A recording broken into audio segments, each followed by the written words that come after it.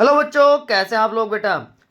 Welcome back to your favourite study destination, जहां पे हम आईआईटी 26 के लिए कंप्लीट रिवीजन प्लान आपको प्रोवाइड कर रहे हैं। एनसीईआरटी के लाइन टू लाइन और चैप्टर वाइज वन शॉट आपको प्रोवाइड कर रहे हैं। इन 30 डेज में पूरा का पूरा सिलेबस आपका कंप्लीट हो जाएगा। उसके अलावा भी बहुत सारा कंटेंट आपको मिलने वाला है।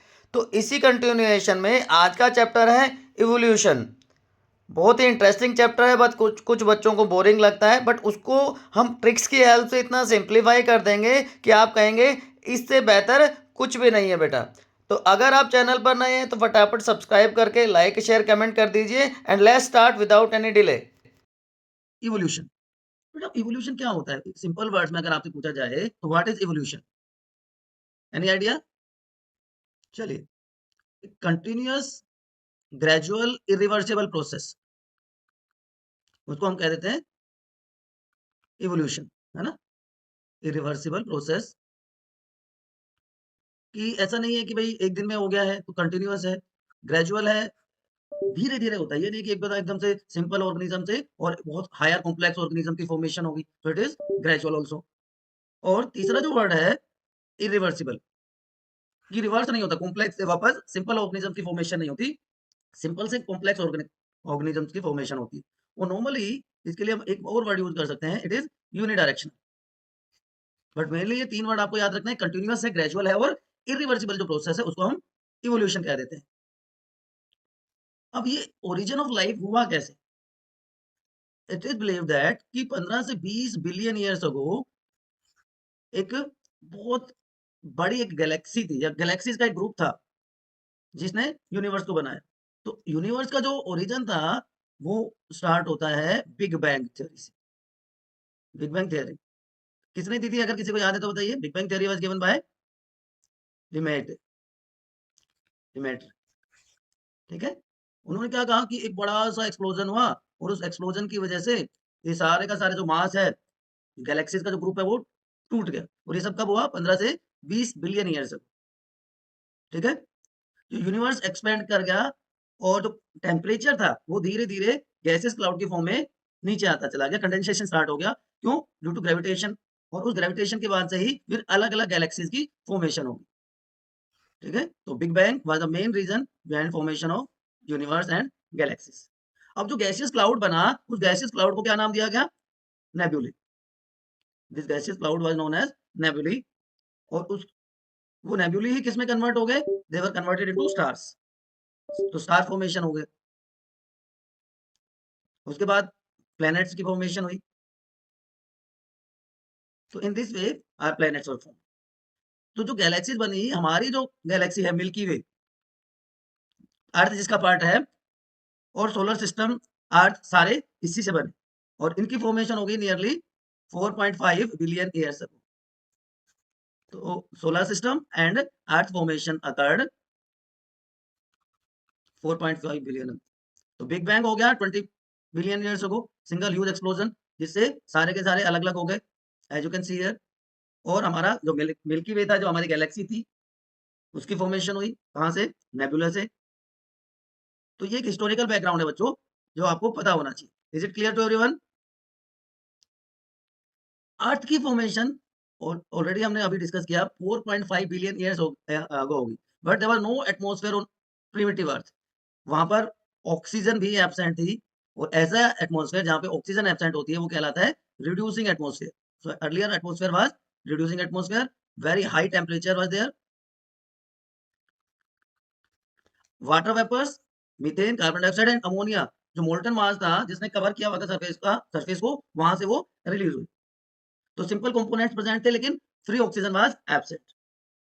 आफ्टर बिलियंस ऑफ ईयर्स, जो अर्थ जब धीरे धीरे ठंडी होती चली गई, तो वाटर वेपर्स कंडेंस हो गए and rain started due to condensation of those water vapours.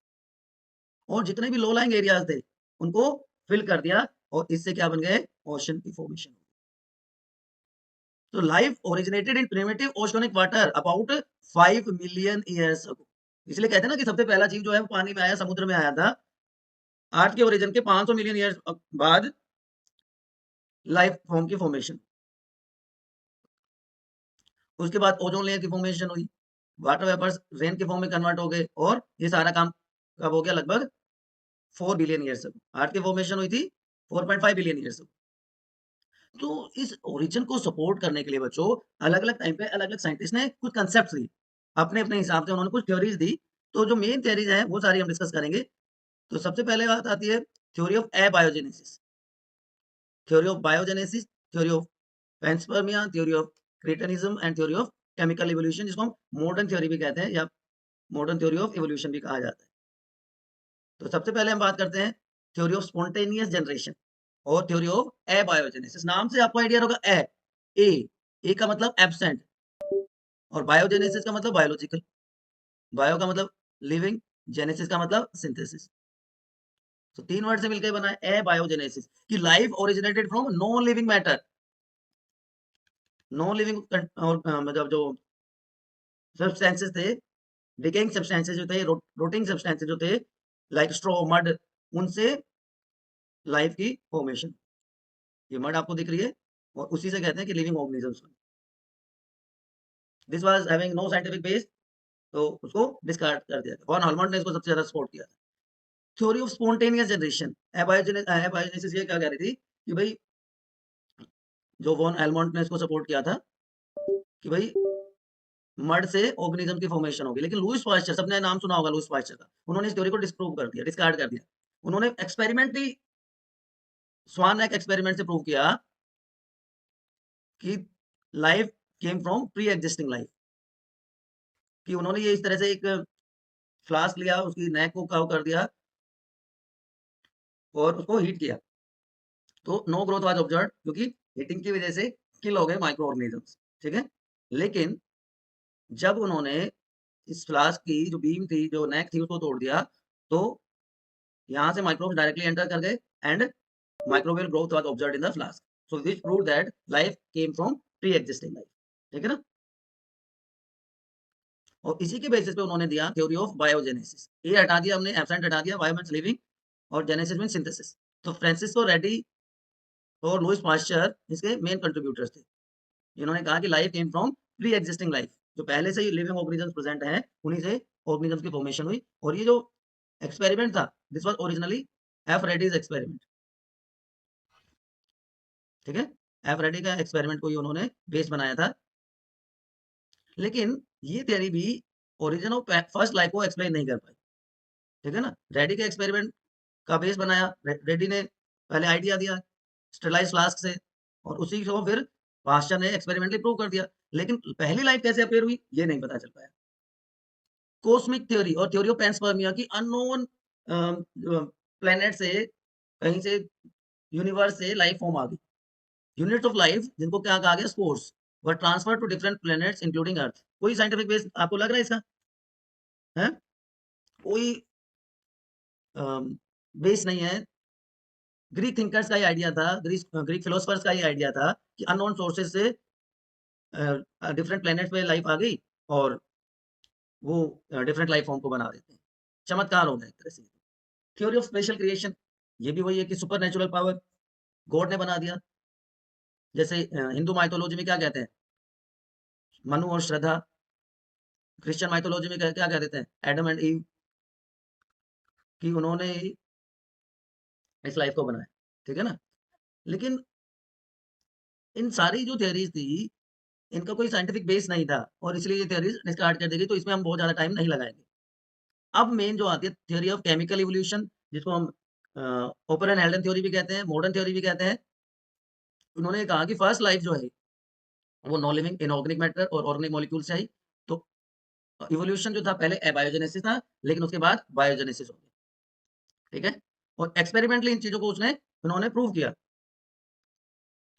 और इसका सबसे बड़ा कंट्रीब्यूशन था यूरे एंड मिलर्स एक्सपेरिमेंट। यूरे और मिलर ने क्या किया, उन्होंने जो प्रिमिटिव अर्थ की जो कंडीशन थी वो ली और एक्सप्लेन किया ओरिजिन ऑफ प्रिमिटिव लाइफ। तो प्रिमिटिव लाइफ पे हमने स्टार्टिंग में बात करी थी, टेम्परेचर हाई था, हाई टेम्परेचर था और देयर वाज नो ऑक्सीजन। और ऑक्सीजन के बिना जो होता है उसको क्या कहते हैं, रिड्यूसिंग एटमॉस्फेयर। तो इस कंडीशन के लिए उन्होंने लाइटनिंग और थंडरस्टॉर्म लिए और वैक्यूम की हेल्प से इस एक्सपेरिमेंट को परफॉर्म किया। 4 चीजें ली उन्होंने, methane, as you can see, ammonia, water vapours and hydrogen gas. क्योंकि फ्री ऑक्सीजन नहीं थी, ध्यान रखना। प्रिमिटिव कंडीशन के लिए हाई टेम्परेचर और थंडरस्टॉर्म, वोल्केनिक स्टॉर्म, इस 4 चीजों के मिक्सचर को उन्होंने वैक्यूम के थ्रू सर्कुलेट करवाया फॉर अबाउट 1 वीक, ठीक है। और 1 वीक के बाद उन्होंने देखा कि सिंपल सब्सटेंसेस से अमीनो एसिड्स की फॉर्मेशन होगी, और जो मेन अमीनो एसिड बने उनको आप आग से याद रख सकते हो, double A G, alanine, aspartic acid and glycine. ये 3 अमीनो एसिड उन्होंने ऑब्जर्व किए। दूसरा इंपॉर्टेंट क्वेश्चन इसमें आता है कि मीथेन, अमोनिया और हाइड्रोजन का रेशियो क्या था? 2:1:2, 2:1:2 वाटर वेपर्स को क्लोज क्लास में लिया गया था। तो 3 amino acid, alanine, aspartic acid और ग्लाइसिन की फॉर्मेशन हुई, आग बनी। आप सिंपल इस तरह से याद रख सकते हो। हाई टेम्परेचर 800 डिग्री सेल्सियस का मेंटेन किया गया। इसी तरह के और एक्सपेरिमेंट परफॉर्म किए गए जहाँ पे शुगर, नाइट्रोजनस बेसिस, फैट्स की फॉर्मेशन को भी शो किया गया। तो ये एक्सपेरिमेंटल एविडेंस था ओपेरन की थ्योरी, ठीक है।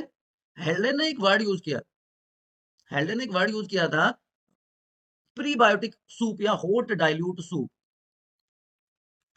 प्रीबायोटिक या हॉट बायोटिक सूप, क्या मतलब था इसका? कि जो ऑर्गेनिक कंपाउंड का मिक्सचर था प्रिमिटिव एटमॉस्फेयर पे, ओशोनिक वाटर में जो बना, इसके लिए उन्होंने एक वर्ड यूज किया, हॉट डाइल्यूट सूप, ठीक है। यहां तक कोई कंफ्यूजन है बताइए? और इसी से फिर फर्स्ट नॉन सेलुलर फॉर्म जो लाइफ की आई वो 3 बिलियन साल पहले आई। वो सेल्फ रेप्लिकेटिंग मेटाबॉलिक कैप्सूल जैसे सब्सटेंसेस थे, मैक्रोमोलेक्यूल थे, जैसे आरएनए, प्रोटीन, पॉलीसैकेराइड एटसेट्रा। और उनको क्या नाम दिया गया? उनको नाम दिया गया प्रोटोबायोन्ट्स या मायोबायोन्ट्स। दे वर कॉल्ड प्रोबायोन्ट्स, ठीक है। RNA was the first genetic material, probably RNA was the first genetic material.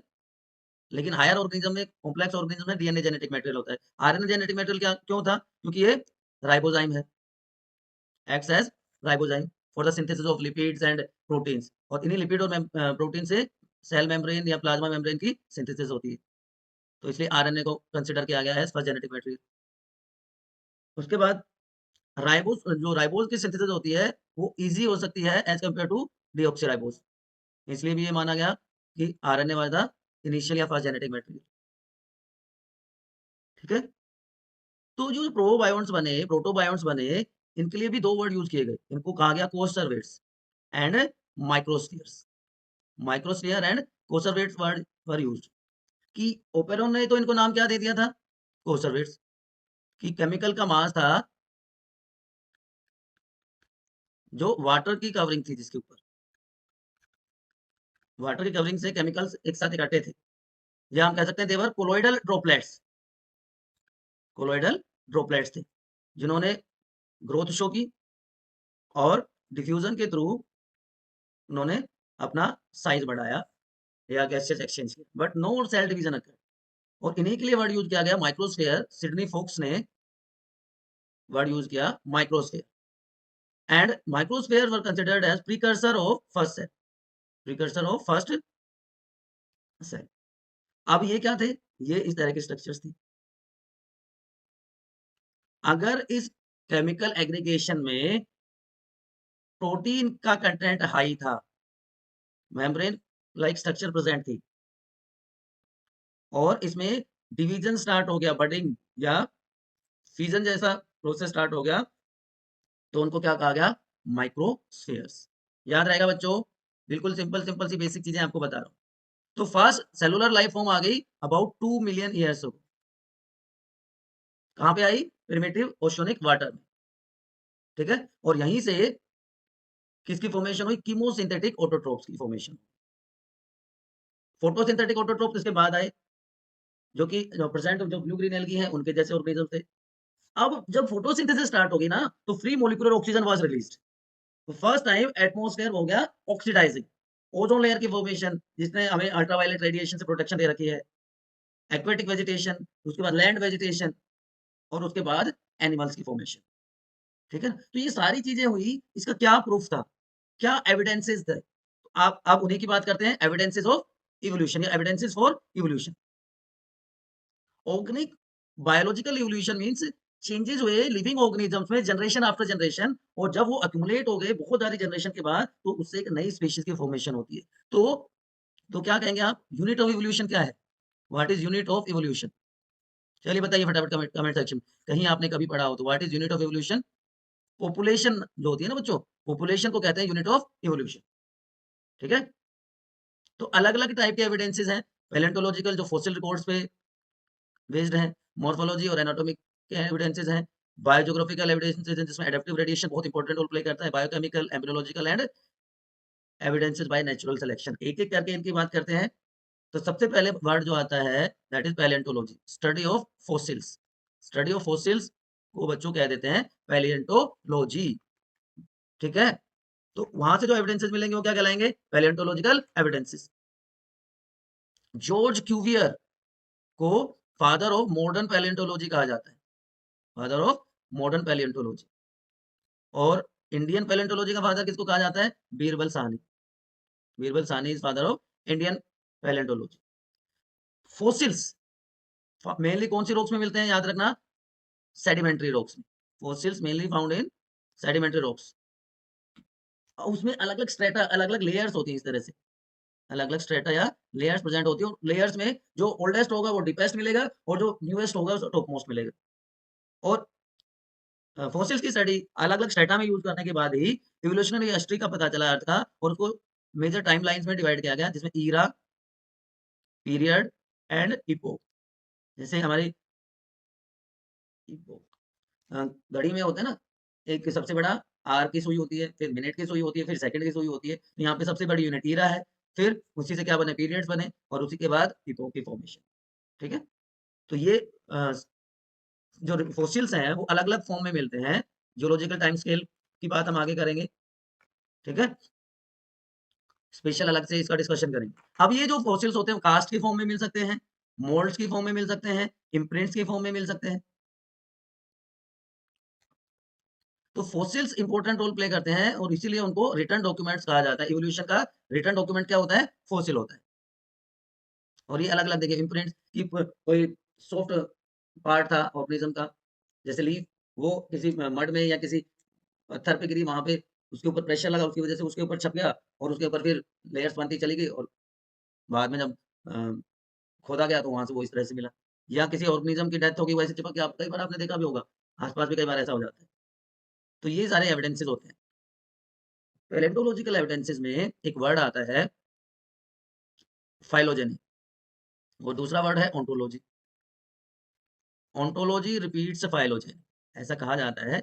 Ontology repeats phylogeny, it is known as biogenetic law, recapitulation theory. तो ओंटोलॉजी का मतलब होता है अपनी खुद की लाइफ हिस्ट्री को स्टडी करना। फाइलोजेनी का मतलब होता है एंसेस्टर की लाइफ हिस्ट्री को स्टडी करना। तो जब हम अपनी लाइफ हिस्ट्री को स्टडी कर रहे हैं, तो इसका मतलब हम अपने एंसेस्टर की लाइफ हिस्ट्री को तो पास कर रहे हैं एक तरह से, है ना? कि उनकी भी बर्थ हुई, हमारी भी बर्थ हुई, हम थोड़े से बड़े हुए, एडल्ट हुए, ओल्ड एज में चले जाएँगे अपने एंसेस्टर्स की तरह, उसके बाद डेथ हो जाएगी। तो हम उसी को सारी चीज़ों को रिपीट कर रहे हैं। तो ओंटोलॉजी रिपीट्स फाइलोजेनी, याद रहेगा। तो इसी में बहुत सारे अलग-अलग टाइप के एविडेंसेस होते हैं, जिसमें से एक होता है कनेक्टिंग लिंक। तो कनेक्टिंग लिंक का मतलब क्या होता है? ऐसा ऑर्गेनिज्म जिसमें 2 डिफरेंट ग्रुप्स के कैरेक्टरिस्टिक्स हों। एग्जैक्ट वर्ड इसके लिए होता है बेटा मिसिंग लिंक। क्योंकि मिसिंग लिंक और कनेक्टिंग लिंक में बेसिक डिफरेंस क्या है? कि ऐसा ऑर्गेनिज्म जो 2 डिफरेंट ऑर्गेनिजम्स के कैरेक्टर्स को कैरी करता हो, but it is not found now. जैसे आर्चोप्टेरिक्स का एग्जांपल यहाँ पे मेंशन्ड है। तो आर्चोप्टेरिक्स अब नहीं मिलता है। उसमें रेप्टाइल्स और बर्ड्स दोनों के कैरेक्टर्स होते थे। आप देख पा रहे होंगे, यहाँ पे बीक आपको दिखाई दे रही है विदाउट टीथ, सॉरी, और यहाँ पे फेदर्स आपको दिखाई दे रहे हैं। तो ये कनेक्टिंग लिंक हो गया ना रेप्टाइल्स और बर्ड्स के बीच में। बहुत सारे ऐसे एग्जांपल्स आपको डे टू डे लाइफ में आपने सुने होंगे। इसके अलावा कोई एग्जांपल अगर आप में से कोई बता पाए मिसिंग लिंक का, आर्चोप्टेरिक्स के अलावा, ये तो आपने कहीं ना कहीं पढ़ लिया होगा, बताइए। चलिए मैं बताता हूँ। सिमोयूरिया, ठीक है, बर्ड्स और रेप्टाइल्स के बीच में ही होता है ये। तो इसीलिए पूरी जो हिस्ट्री है उसको जियोलॉजिकल पीरियड कहा गया, और जियोलॉजिकल टाइम स्केल के हिसाब से अलग अलग ईरा, इपोक और पीरियड बनाए गए। ईरा, पीरियड और इपोक बनाए गए, जैसा कि आप यहाँ पे देख पा रहे हो। Proterozoic, Ordovician, Devonian, Cenozoic, Mesozoic, Proterozoic, ये सारे ईराज़ हो गए, ठीक है? तो कनेक्टिंग लिंक है, चाहे फाइलोजेनी है, एक्सटिंक्ट एनिमल्स की स्टडी, ये सारी की सारी पैलेंटोलॉजिकल एविडेंसेस की हेल्प से आज तक की गई है। उसके बाद दूसरे टाइप के जो एविडेंसेस आते हैं, मॉर्फोलॉजिकल एंड एनाटॉमिकल एविडेंसेस, की कंपैरिजन किया जाता है एनाटॉमी का और मॉर्फोलॉजी का डिफरेंट फॉर्म्स में एनिमल्स की, सिंपल से कॉम्प्लेक्स ऑर्गेनिज्म। तो यहाँ पर दो बहुत इंपॉर्टेंट वर्ड आ जाते हैं, homologous and analogous organs, and वहां से होमोलॉजी और एनालॉजी या ये स्टडी की जाती है। तो व्हाट इज होमोलोगस ऑर्गन? होमो का मतलब क्या होता है? होमो मीन्स सेम, होमो मीन्स सेम। तो ऐसे ऑर्गन जो डिफरेंट स्पीशीज के हैं, सिमिलर ओरिजिन है, ओरिजिन सिमिलर है बट फंक्शन डिफरेंट है, डिफरेंट फंक्शन। और एनालॉजी में या एनालोगस ऑर्गन में उल्टा हो जाएगा, सेम फंक्शन डिफरेंट ओरिजिन। तो बेसिक डिफरेंस आपको पता चल गया होमोलोगस और एनालोगस का। यहाँ पर आप देख पा रहे हो ये फोर लिम्ब है डिफरेंट ऑर्गेनिजम्स में, तो ओरिजिन सेम है लेकिन ये अलग अलग फंक्शन परफॉर्म करते हैं। जैसे अगर मैं बात करूँ, फ्रॉग में हॉपिंग के काम आएंगे, ह्यूमन बींग्स में वॉकिंग के काम आते हैं। दूसरा एनालॉजी में आप देख पा रहे होंगे, विंग्स हैं, विंग्स का काम क्या होता है? विंग्स का काम होता है फ्लाई करना, तो फंक्शन सेम है लेकिन wings of butterfly, wings of bat, ये बैट के विंग्स आप देख पा रहे होंगे बटरफ्लाई के, तो दोनों की स्ट्रक्चर आपको काफी हद तक अलग अलग दिख रही है। तो डिफरेंट ओरिजिन है लेकिन फंक्शन सेम है, तो क्या हो गए? Analogous organ. तो homologous organ fundamental similarity in structure, origin but different function, और इस फिनोमिनन को क्या कह देते हैं? होमोलॉजी। तो वही एग्जांपल जो अभी मैंने बताया, फोर लिम्स, मैन में ग्रेस्पिंग के काम आ जाएंगे, बैट में फ्लाइंग के काम आ रहा है, वेल में स्विमिंग के काम आ जाता है, चीता में रनिंग के काम आ जाएगा। तो सब में बेसिक स्ट्रक्चर सेम है, ह्यूमरस है, रेडियस है, अल्ना है, ठीक है ना? तो ऐसे ऑर्गन को होमोलोगस ऑर्गन कहते हैं। उसके अलावा जो है माउथ पार्ट्स की बात एग्जांपल ले सकते हो आप, इंसेक्ट्स के माउथ पार्ट्स के अलग अलग टाइप के होते हैं, sucking type, biting and chewing type cockroach में देखने को मिलता है, पियर्सिंग एंड सकिंग टाइप मिलते हैं फीमेल मॉस्किटोज में। उसके अलावा प्लांट्स अगर एग्जांपल लें तो कुकर बीट्स में टेंड्रिल्स मिलते हैं, कुकर बीट का टेंड्रिल, और बोगनविलिया में आपने देखा है क्या मिलते हैं? थॉर्न्स मिलते हैं, ठीक है ना? तो ये तो बात होगी होमोलॉजी की, होमोलोगस ऑर्गन्स की। तो होमोलोगस ऑर्गन या होमोलॉजी कैसे हेल्पफुल है हमारे लिए? और बहुत सारे एग्जांपल्स आप यहाँ पे देख पा रहे होंगे, हार्ट का, ब्रेन का, ये ऑलरेडी मैंने आपको बता दिया। तो वर्टिब्रेट हार्ट में भी प्रोग्रेसिव इंक्रीज देखने को मिलता है, फिशेस में 2 चैम्बर्ड होता है, फिर एम्फीबियंस में 3 चैम्बर्ड हो जाता है, बर्ड्स और मैमल्स में 4 चैम्बर्ड हार्ट होता है। ब्रेन की कॉम्प्लेक्सिटी आप यहाँ पे देख पा रहे होंगे। तो जो फोर लिम्स हैं, उसने एक क्लियर कट आइडिया दे दिया मैन से लेकर चीता, व्हेल और बैट से, ठीक है ना? तो होमोलॉजी से आपको क्या देखने को मिल रहा है कि डिफरेंट ऑर्गेनिजम्स हैं लेकिन उनका function same. Is it clear? तो डिफरेंट ऑर्गन्स, ये कुकर बीटा का एग्जांपल हो गया आपका। तो इससे क्या पता चलता है कि इनिशियली ये ऑर्गेनिजम्स एक ही जगह थे लेकिन उनमें फंक्शंस की वजह से डिफरेंसेस आ गए। तो इस ऐसे एवोल्यूशन को क्या कहते हैं? Divergent evolution. क्लियर? तो homology leads to divergent evolution, जिसकी वजह से जो रिलेटेड स्पीशीज हैं वो कम सिमिलरिटी शो करती हैं, क्योंकि उनको डिफरेंट एनवायरमेंटल कंडीशंस में सर्वाइव करना होता है, और जब डिफरेंट एनवायरमेंटल कंडीशन में वो सर्वाइव करेंगे तो वो अडेप्टेशन शो करते हैं बच्चों, ठीक है ना?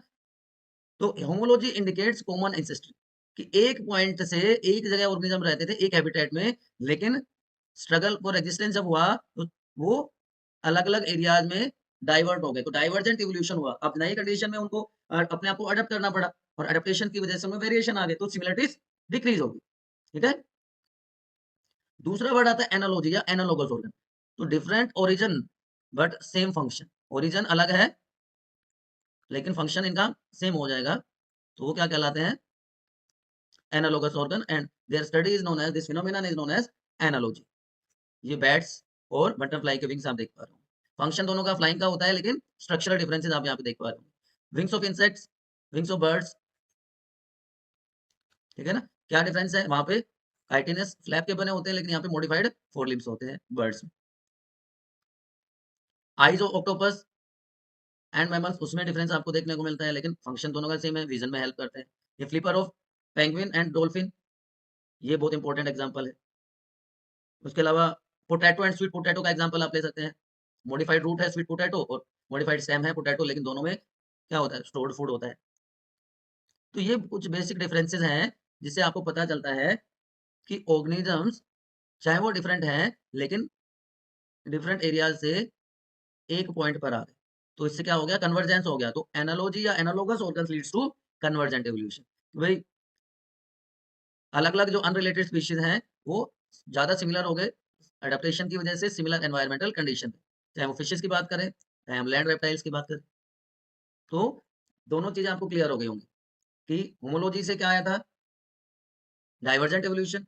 एनालॉजी से क्या आ गया? Convergent evolution. तो जो अनरिलेटेड एनिमल्स हैं, जैसे फिशेस हैं, लैंड रेप्टाइल्स हैं, लैंड मैमल्स हैं, ये एक जैसी कंडीशन में सर्वाइव कर पाते हैं। ठीक है? उसके बाद बात आती है तीसरी, बायोकेमिकल एविडेंसेस। बायोकेमिकल्स क्या होते हैं? चलिए उससे पहले मैं 2 वर्ड और बता देता हूँ आपको। बायोकेमिकल एविडेंसेस से पहले कनेक्टिंग लिंक और मिसिंग लिंक की हमने थोड़ी देर पहले बात करी थी। Connecting link and missing link, कि कनेक्टिंग लिंक में भी और मिसिंग लिंक में ऑर्गेनिज्म में 2 डिफरेंट ग्रुप्स के कैरेक्टरिस्टिक्स होते हैं। अगर वो अभी भी मिलता है, तो वो क्या कहलाएगा? Connecting link. अगर वो एब्सेंट हो गया है, तो वो क्या कहलाएगा? Missing link. और मिसिंग लिंक का एग्जांपल मैंने आपको बता दिया था, आर्चोप्टेरिक्स। ठीक है ना? आर्चोप्टेरिक्स। लेकिन उसके अलावा भी कुछ वर्ड्स होते हैं, ना सॉरी, कुछ एग्जांपल्स होते हैं connecting link sorry, missing link. Connecting link का एग्जांपल अगर आप में से कोई बता सकता है तो? लिम्युलस, किंग क्रैब जिसको कहते हैं। और इसी से रिलेटेड एक और वर्ड होता है एटाविज्म, रीअपीयरेंस ऑफ एंसेस्ट्रल कैरेक्टर्स, कि जो एंसेस्टर्स में जो कैरेक्टर थे वो दोबारा से आ जाते हैं कुछ ऑर्गेनिजम्स में। उस प्रोसेस को बच्चों कहते हैं एटाविज्म। आपने देखा होगा या सुना होगा एटलीस्ट कि कुछ ह्यूमन किड्स में छोटी सी टेल रीअपीयर हो जाती है। तो जो हमारे एंसेस्टर थे मंकीज़, उनमें टेल होती थी, तो वो कैरेक्टर कई बार बच्चे में रीअपीयर हो जाता है, तो वो प्रोसेस क्या कहलाती है? एटाविज़्म। तो homologous organ, analogous organ, missing link, connecting link and atavism, ये मॉर्फोलॉजिकल एंड एनाटॉमिकल एविडेंसेस। अब बात करते हैं बायोकेमिकल एविडेंसेस की। बायोकेमिकल, बायो मीन्स वही लिविंग ऑर्गेनिज्म हो गया, केमिकल मीन्स केमिकल सब्सटेंसेस। तो ये वो एविडेंसेस हैं जो क्या शो करते हैं? बेस्ड किस पे है? प्रोटीन, जीन या बायोमोलिक्यूल या मेटाबॉलिक सब्सटेंसेस की स्टडी पे जो बेस्ड है, वो क्या कहलाएंगे? Biochemical evidences. तो ये भी कॉमन एंसेस्ट्री शो करते हैं। ये भी बताते हैं कि एक सिंपल ऑर्गेनिज्म से अलग-अलग ऑर्गेनिजम्स की फॉर्मेशन हुई। अब देखिए ये प्रोसेस सब ऑर्गेनिजम्स में कॉमन होती है। ट्रांसक्रिप्शन, डीएनए से मैसेंजर आरएनए की फॉर्मेशन होगी और मैसेंजर आरएनए से प्रोटीन की फॉर्मेशन होगी बाय ट्रांसलेशन प्रोसेस। तो ये सब में कॉमन है। तो बायोलॉजिकल जो बायोजियोग्राफिकल एविडेंसेस हैं, वो बहुत इंपॉर्टेंट रोल प्ले करते हैं। जैसे बायोकेमिकल एविडेंसेस का देखा, ब्लड ग्रुपिंग का एग्जांपल दे सकते हो आप। ब्लड ग्रुपिंग सेम होती है सारे के सारे ऑर्गेनिजम्स में, तो ये भी कॉमन एंसेस्ट्री को रिप्रेजेंट करती है, शो करती है ना? उसके अलावा आप डीएनए की स्ट्रक्चर का एग्जांपल ले सकते हैं। उसके बाद आते हैं बायोजियोग्राफिकल। बायोकेमिकल से हम कहाँ शिफ्ट हो गए? बायोजियोग्राफी पे, कि लोकेशन वाइज क्या उसमें एविडेंसेस हैं। बायोजियोग्राफी क्या होती है? एनिमल और प्लांट जो कि प्रेजेंट है अर्थ पे, उनकी स्टडी। अर्थ पे जो है उनकी स्टडी को हम क्या कह देते हैं? बायोजियोग्राफी। तो जो कि प्रेजेंट डे कॉन्टिनेंट्स हैं, वो इनिशियली एक बड़ा सा मास था, ठीक है, जिसको क्या कहा गया? पैंजिया। पैंजिया में क्या हुआ? जो जियोलॉजिकल चेंजेस हुए, तो ये जो सुपर कॉन्टिनेंट था हमारा पैंजिया, कॉन्टिनेंटल ड्रिफ्ट की वजह से ये टूट गया और हमारे कॉन्टिनेंट्स बने। एंड ये कॉन्टिनेंट्स आज भी एक दूसरे से शिफ्ट हो रहे हैं, दूर मूव कर रहे हैं। हर 100 साल में ये कहते हैं कि 15 सेंटीमीटर दूर हो जाते हैं, 15 सेंटीमीटर ड्रिफ्ट हो जाते हैं। ठीक है ना? तो according to environmental condition, different species of flora and fauna, plant and animals evolved in these continents. तो ये जो कॉन्टिनेंट की फॉर्मेशन है, डाइवर्सिफिकेशन है प्लांट्स की और एनिमल्स की, उसको क्या कहा गया? Continental drift. इसके लिए क्या वर्ड यूज़ किया गया? Continental drift. क्लियर है बच्चों? और यहीं से वर्ड आया adaptive radiation, evolution bye adaptation, कि एनवायरमेंटल कंडीशन अलग-अलग होती चली गई। तो इसकी वजह से डिफरेंट स्पीशीज की फॉर्मेशन हुई गिवन ज्योग्राफिकल एरिया में, एक सिंपल पॉइंट से ये चले गए अलग-अलग जगह पे। और जब गए तो वहाँ पे एनवायरमेंटल कंडीशंस अलग-अलग थी। ये देखिए, डार्विन की फिंचेस इसका बेस्ट एग्जांपल है। आपको पता है, आपको याद है एचएमएस बीगल शिप पे डार्विन ट्रैवल कर रहा था। वो एक जगह पे पहुँचे जिसको क्या कहा गया? Galapagos island. वहाँ पे स्मॉल स्पैरोज थी जिनको फिंचेस कहा गया। डार्विन ने उनको देखा तो देखा कि ओरिजिनली जो ये फिंचेस थी, इनमें सब में बेसिक डिफरेंस क्या था? बीक की स्ट्रक्चर का था। लेकिन वो सारी की सारी ओरिजिनली एक कॉमन आइलैंड से थी। लेक और बाद में अलग-अलग आइलैंड्स में चली गई। वहाँ पे अलग-अलग टाइप का फूड अवेलेबल था, तो उनकी बीक की स्ट्रक्चर में डिफरेंसेस आ गए। तो गैलापागोस आइलैंड को लिविंग फैक्ट्री ऑफ इवोल्यूशन कहा जाता है, लिविंग फैक्ट्री ऑफ इवोल्यूशन कहा गया, ठीक है ना। और फिंचेस को डार्विन के नाम के बाद डार्विन फिंचेस कहा जाने लगा। तो एडेप्टिव रेडिएशन जो है उसका दूसरा एग्जांपल है ऑस्ट्रेलियन मार्सुपियल्स। मार्सुपियल्स क्या होते हैं? पाउस्ड मैमल्स को नॉर्मली मार्सुपियल्स कहते हैं। तो आप कैंगरू यहाँ पे देख पा रहे होंगे, टेस्मेनियन वुल्फ आपको यहाँ पे दिख रहा होगा। ये सारे के सारे एक जगह है, ऑस्ट्रेलियन कॉन्टिनेंट में हैं, लेकिन अलग अलग एरियाज में ये रहते हैं। तो ये भी एग्जाम्पल है किसका? एडेप्टिव रेडिएशन, एक सिंगल पॉइंट से। तो एडेप्टिव रेडिएशन को हम क्या कह सकते हैं? आप डाइवर्जेंट इवोल्यूशन, डाइवर्जेंट इवोल्यूशन, ठीक है ना। तो डाइवर्जेंट इवोल्यूशन किसकी वजह से हो रहा था? एनालॉजी की वजह से, एक पॉइंट से अलग अलग एरिया में जाना। कॉमन एंसेस्टर है यहाँ पे देखिए, और यहाँ से कैंगरू आपको दिख रहा है, आपको फ्लाइंग फ्लैंजेस दिख रही है, नहीं यहाँ पे नहीं दिख रहा, ये रहा। शुगर ग्लाइडर आपको दिख रहा है, मार्सुपियल रैट आपको दिख रहा है, यहाँ पे मार्सुपियल रैट आपको दिख रहा है, कोयला आपको दिख रहा है। तो ये कन्वर्जेंट एवोल्यूशन का एग्जांपल, नहीं सॉरी डाइवर्जेंट एवोल्यूशन का एग्जांपल, ठीक है ना। डार्विन फिंचेस हो गया। एक और एग्जांपल आप ले सकते हैं प्लेसेंटल मैमल्स, सॉरी ये पाउच्ड एनिमल जिनको हम कह रहे थे। अब जब एक से ज्यादा अडेप्टिव रेडिएशन एक ज्योग्राफिकल एरिया में हो जाए उसको कन्वर्जेंट एवोल्यूशन कहा जाता है। तो ऑस्ट्रेलिया में मार्सुपियल्स भी हैं और वहां पे प्लेसेंटल मैमल्स भी हैं, ठीक है ना। More than one adaptive radiation occurs in isolated geographical area representing different habitats, वहां पे हैबिटेट अलग होंगे, इसलिए उसको क्या कह देते हैं? कन्वर्जेंट इवोल्यूशन या कन्वर्जेंस। याद रहेगा बच्चों आपको? याद रहेगा आपको? चलिए बहुत अच्छी बात। तो ये एविडेंसेस हो गए। प्लेसेंटल मैमल्स में क्या क्या आते हैं? मोल, एंट ईटर, माउस, लेम्यूर और फ्लाइंग स्क्विरल। और ऑस्ट्रेलियन मार्सुपियल्स में आ जाएंगे नुम्बैट जो एंट ईटर होता है, स्पॉटेड कुकस होता है, फ्लाइंग फ्लेंजर होता है। तो ये कन्वर्जेंट इवोल्यूशन आपको अब समझ में आ गया। एडेप्टिव रेडिएशन कि एक कॉमन पॉइंट से अलग अलग एरिया में चले जाना, रेडिएट हो जाना, तो सीधी सी बात है, ये आप चक्रव्यूह की तरह देख लीजिए, ये था और यहाँ से आप अलग अलग डायरेक्शन में इनको भेज दीजिए, तो ये तो क्या हो गया? Adaptive radiation. अब जब एक से ज्यादा एडेप्टिव रेडिएशन एक ही एरिया में हो जाए तो उसको क्या कह दोगे? क्या कह दोगे आप? Convergent evolution. बेस्ट एग्जांपल आप याद रख लीजिए, ऑस्ट्रेलिया। ऑस्ट्रेलिया में प्लेसेंटल मैमल्स भी मिलते हैं और मार्सुपियल्स भी मिलते हैं, ठीक है, याद रहेगा। Embryological evidences, what is embryology? Embryology क्या होती है? चलिए बताइए, आप में से कितनों को याद है what is embryology? Embryo, embryo क्या होता है? अगर ये याद है तो आप एम्ब्रियोलॉजिकल एविडेंसेस आप बता दें, फटाफट बताइए एम्ब्रियोलॉजी क्या होता है? बताइए बताइए बताइए, किसी को याद है तो व्हाट इज एम्ब्रियोलॉजी? एम्ब्रियो की स्टडी को सिंपल वर्ड्स में बच्चों आप कह सकते हो एम्ब्रियोलॉजी।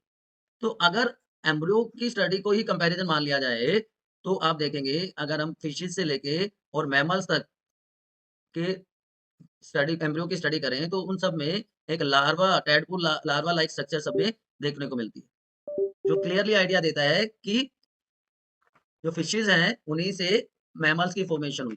तो कंटिन्यूअस ग्रेजुअल प्रोसेस के थ्रू उनके लार्वा में रिजेम्बलेंस आप शो कर सकते हो, ठीक है। और स्पेसिफिक करें तो ट्रोकोफोर लार्वा मिलता है बेटा, ट्रोकोफोर लार्वा एनालिड्स में भी मिलता है और वो मिलता है मोलस्का में भी। तो ये भी उनकी कॉमन एंसेस्ट्री को एक तरह से बताता है ना। और उसके अलावा आप और कौन सा एग्जांपल, टोर्नेरिया लार्वा जो बेनलोग्लोसिस में मिलता है, और उसी के बेसिस पे मैंने आपको थोड़ी देर पहले बताया था बेयर्स लॉ, है ना। बेयर्स लॉ मैंने बताया था आपको, ओंटोलॉजी रिपीट्स फाइलोजेनी बताया था। इसी से प्रूव हुआ कि जो मैमल्स इवॉल्व हुए हैं वो बर्ड या बर्ड लाइक ऑर्गेनिज्म से डेवलप हुए हैं।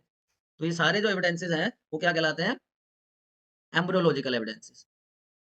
हांस हैकेल ने बताया कॉमन एंसेस्ट्री के बारे में, ये एक एग्जांपल हो गया किसका? एम्ब्रियोलॉजिकल एविडेंसेस का। गिल स्लिट्स होते हैं सारे के सारे वर्टिब्रेट्स की एम्ब्रियो की डेवलपमेंट में, लेकिन फंक्शनल किसमें है? सिर्फ फिशेस में है, बाकी सब में फंक्शनल नहीं होता। उसके अलावा बेयर वॉन बेयर्स लॉ और ओंटोलॉजी रिपीट्स फाइलोजेनी,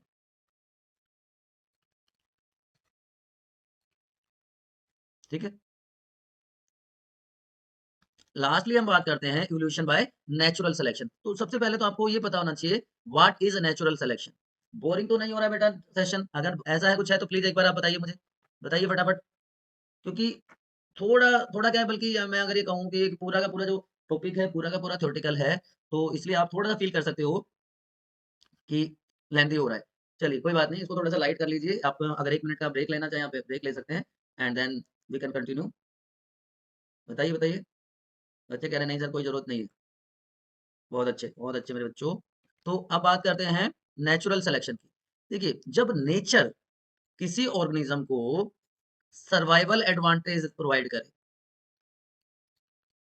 है ना? नेचर किसी ऑर्गेनिज़्म को नेचर है, ऑर्गेनिज़म्स हैं बहुत सारे, ऑर्गेनिज़्म 1, ऑर्गेनिज़्म 2, ऑर्गेनिज़्म 3। तो इनमें से मान लो किसी एक को, इस ऑर्गेनिज़्म को सर्वाइवल एडवांटेज प्रोवाइड कर रहा है, तो उस प्रोसेस को बच्चों कह देते हैं, क्या कह देते हैं? Natural selection. बहुत कॉमन एग्ज़ाम्पल है इंडस्ट्रियल मेलानिज़्म, ये इंग्लैंड में हुआ था, इंडस्ट्रियल मेलानिज़्म, और इसको स्टडी किया था कैटलवेल ने। साइंटिस्ट का नाम है केतली मत सोच लेना, कैटलवेल ने इसको स्टडी किया।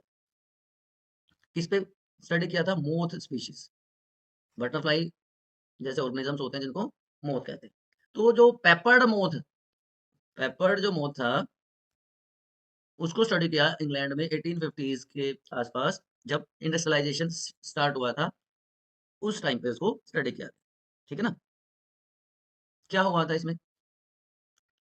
इंडस्ट्रियल मेलानिज़्म, अच्छा चलिए यहाँ पे एक और एग्जांपल मेंशन्ड है, उसको बता देता हूँ, पहले डिस्कस करेंगे हम इंडस्ट्रियल मेलानिज़्म। डिजीज़ रेजिस्टेंट वैराइटीज़ या pesticide resistant varieties, herbicide resistant varieties, वो भी है। तो पहले हम इसकी बात कर रहे हैं इंडस्ट्रियल मेलानिज़्म का, कि एक कलेक्शन था पेपर्ड मोथ का, जो इंग्लैंड में 1980 1850s में स्टडी किया गया। इसको 2 पार्ट में बच्चों स्टडी किया गया, before and after. Before and after क्या? Industrialization. Before and after industrialization इसको स्टडी किया। तो इसलिए इसको इंडस्ट्रियल कहते हैं। मेलानिन पिगमेंट होता है, आपको पता है। तो कलर चेंज इसमें ऑब्जर्व किया गया, इसलिए इसको इंडस्ट्रियल मेलानिज्म कहा गया। होता क्या है इसमें इंडस्ट्रियल मेलानिज्म कि there were large number of white winged moth. कैसी थी? White winged. ठीक है। और less number of melaninized, coloured जिसको कह सकते हैं, मेलानाइज्ड मोथ। तो इन दोनों को इजीली आइडेंटिफाई किया जा सकता था। ये व्हाइट थी, ये कलर्ड थी, ये डार्क कह सकते हैं आप इसको।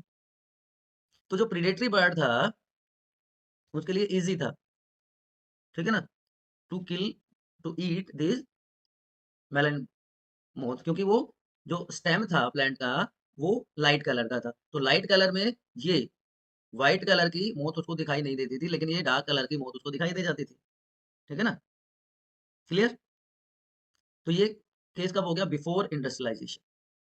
Before industrialisation number of white moth was higher. यहाँ पे देखिए, बिफोर इंडस्ट्रियलाइजेशन 1850s में मोर व्हाइट विंग मोथ, जिसको कहा गया Biston betularia, on trees then dark wing और मेलानाइज्ड, जिस जो स्पीशीज थी उसका नाम क्या था? बाइसन कार्बोनेरिया। तो बिटुलेरिया का नंबर इंडस्ट्रियलाइजेशन से पहले ज्यादा है, आप देख पा रहे होंगे। व्हाइट विंग्ड जो है वो आपको ज्यादा दिखाई दे रही है moth, as compare to dark या black coloured moth, black winged moth. क्योंकि रीजन मैंने आपको बता दिया कि जो स्टेम है वो लाइट कलर का है, जिसमें व्हाइट विंग्ड मोथ दिखाई नहीं देती प्रेडेटर्स को, जबकि डार्क विंग्ड मोथ इजीली दिखाई दे जाती है और उसको वो खा जाती है, क्योंकि पोल्यूशन नहीं है, इंडस्ट्रियलाइजेशन नहीं हुआ है। बट आफ्टर इंडस्ट्रियलाइजेशन क्या हुआ कि जो ट्री ट्रंक था वो डार्क कलर का हो गया। अब कंडीशन उल्टी हो गई। अब ये डार्क कलर वाली दिखाई नहीं दे रही प्रेडेटर्स को, लेकिन व्हाइट बैकग्राउंड में, सॉरी डार्क बैकग्राउंड में व्हाइट कलर तो साफ दिखेगा ना। तो अब उनका नंबर कम हो गया, व्हाइट कलर का नंबर कम हो गया। तो बाइसन बिटुलेरिया का नंबर हो गया अब कम और कार्बन एरिया का नंबर हो गया ज्यादा आफ्टर इंडस्ट्रियलाइजेशन। तो बिफोर एंड आफ्टर कंडीशन आप देख पा रहे हो, बिल्कुल ड्रास्टिक चेंज है। बिल्कुल कंडीशन बिल्कुल वो एक मीम आता है ना, वक्त बदल गए हालात बदल गए, वो वाली कंडीशन है कि इंडस्ट्रियलाइजेशन से पहले there was more growth of white colour lichen cover the trees. तो उस बैकग्राउंड में व्हाइट विंग मोथ सर्वाइव्ड, लेकिन dark colour easily picked by the predators. और लाइकेंस को आपको पता है, they are indicator of pollution. Lichens are indicator of pollution, कि जहाँ पे भी पोल्यूशन होगा वहाँ पे वो ग्रो नहीं करते, सर्वाइव नहीं करते। तो अभी इंडस्ट्रियलाइजेशन से पहले कोई पोल्यूशन नहीं था, तो लाइकन एक्सटेंसिवली ग्रो करते थे। ठीक है। लेकिन बाद में क्या हो गया? वक्त बदल गए, हालात बदल गए। तो क्या हो गया? आफ्टर इंडस्ट्रियलाइजेशन इंडस्ट्रियल स्मोक और सूट की वजह से ये ट्री ट्रंक हो गया डार्क कलर का। तो पोल्यूशन की वजह से अब लाइकन सर्वाइव नहीं करते। तो यहाँ देखिए दोनों आपको दिखाई दे रही है, व्हाइट भी और डार्क भी। डार्क को रिकॉग्नाइज करना बहुत मुश्किल हो रहा है, लेकिन व्हाइट दिखाई दे रही है। तो डार्क विंग मोथ अब सर्वाइव कर गई डार्क बैकग्राउंड की वजह से, क्योंकि प्रेडेटर को वो दिखाई ही नहीं दे रहे। तो नेचर ने एक तरह से इनको सर्वाइवल एडवांटेज बच्चों दे दिया, इसलिए इसको क्या कहा जाता है?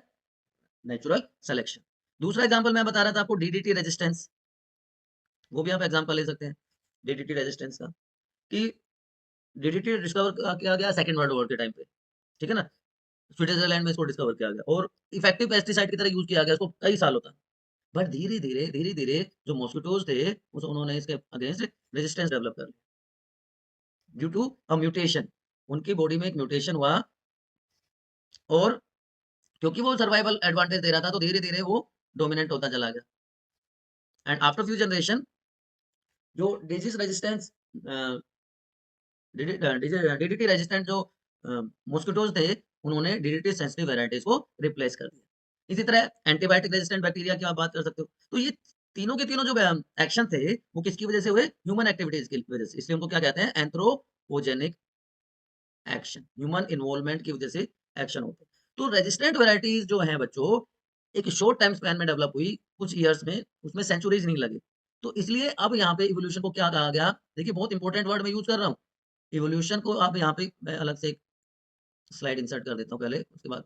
तो अब इवोल्यूशन को क्या कहा गया? क्योंकि इवोल्यूशन इस केस में कब हुआ? विदिन मंथ्स या ईयर कह सकते हो, बट इसमें सेंचुरी तो नहीं लगी, है ना? हजारों साल तो नहीं लगे। तो इसलिए इवोल्यूशन को क्या कहा गया अब? Stochastic process. स्टोकेस्टिक प्रोसेस मतलब based on chance event, risk. Chance event कहाँ पे है ये? नेचर में। And chance event in chance mutation in organisms. और नेचर जब उसको एडवांटेज दे देता है, तो ज़्यादा सक्सेसफुली सर्वाइव कर पाता है और उसी को तो हम कह रहे हैं क्या? Natural selection.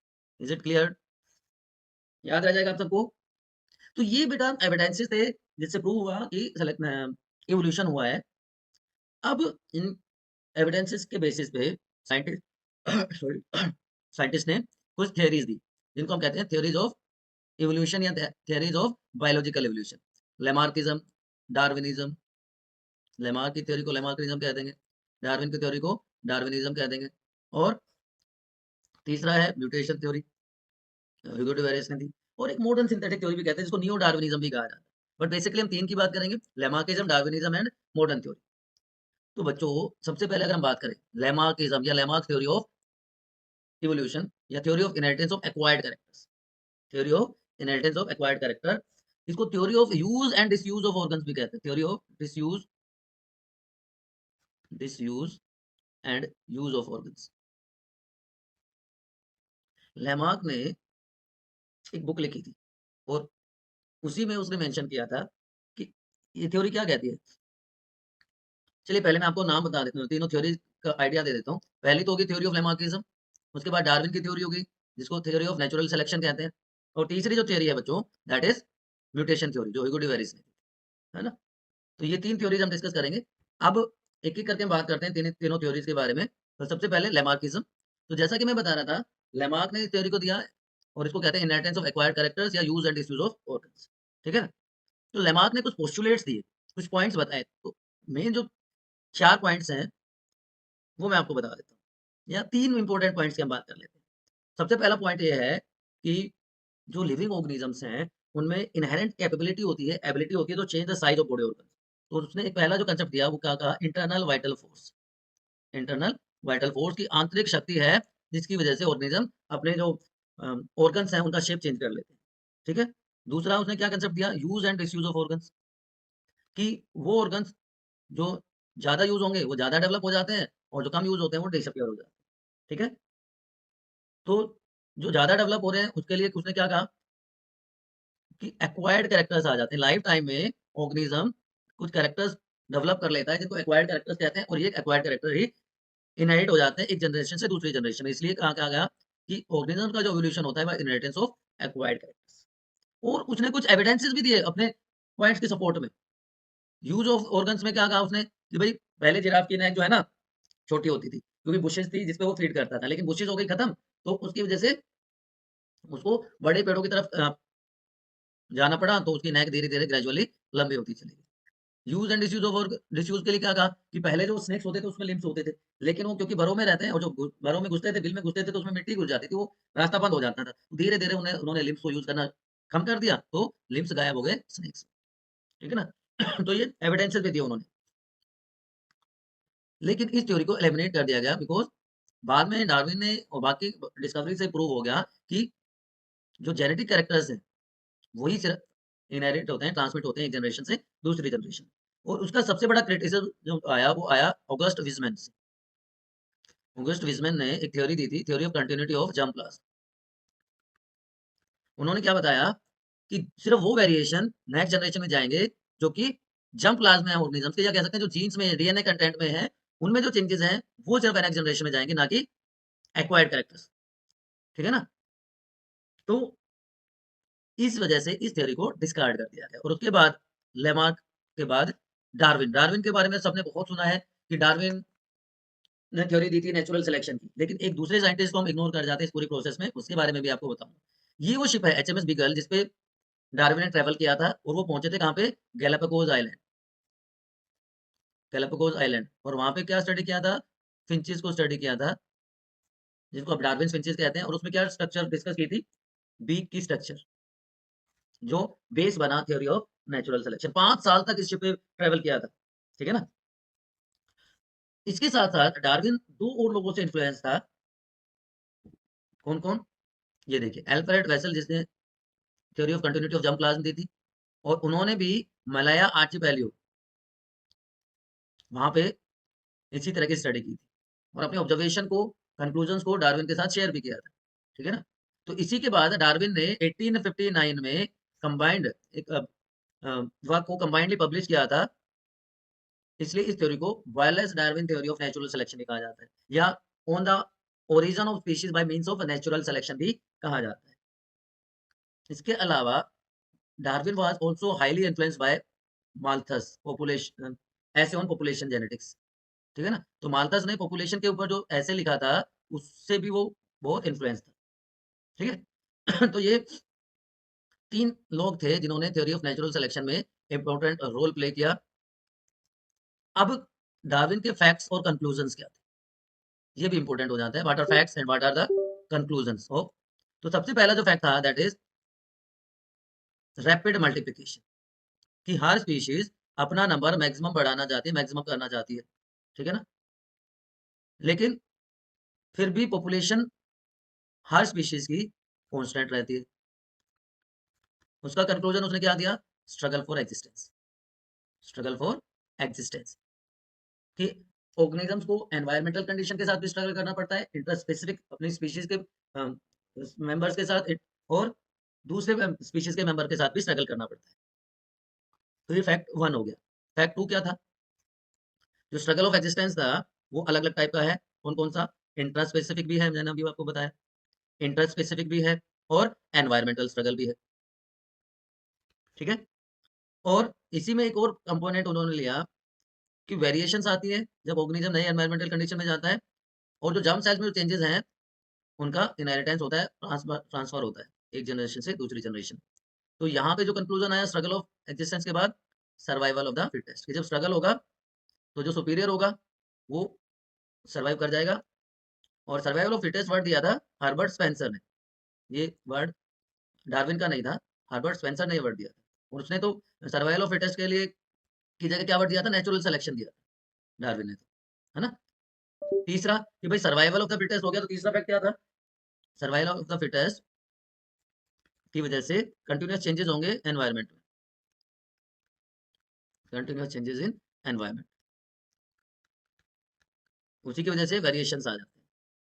ठीक है। तो यहां से क्या आ गया, नेचुरल सिलेक्शन एंड इवोल्यूशन। और वेरिएशन की वजह से क्या हुआ, न्यू स्पीशीज की फॉर्मेशन हुई, स्पेसिएशन भी हुआ।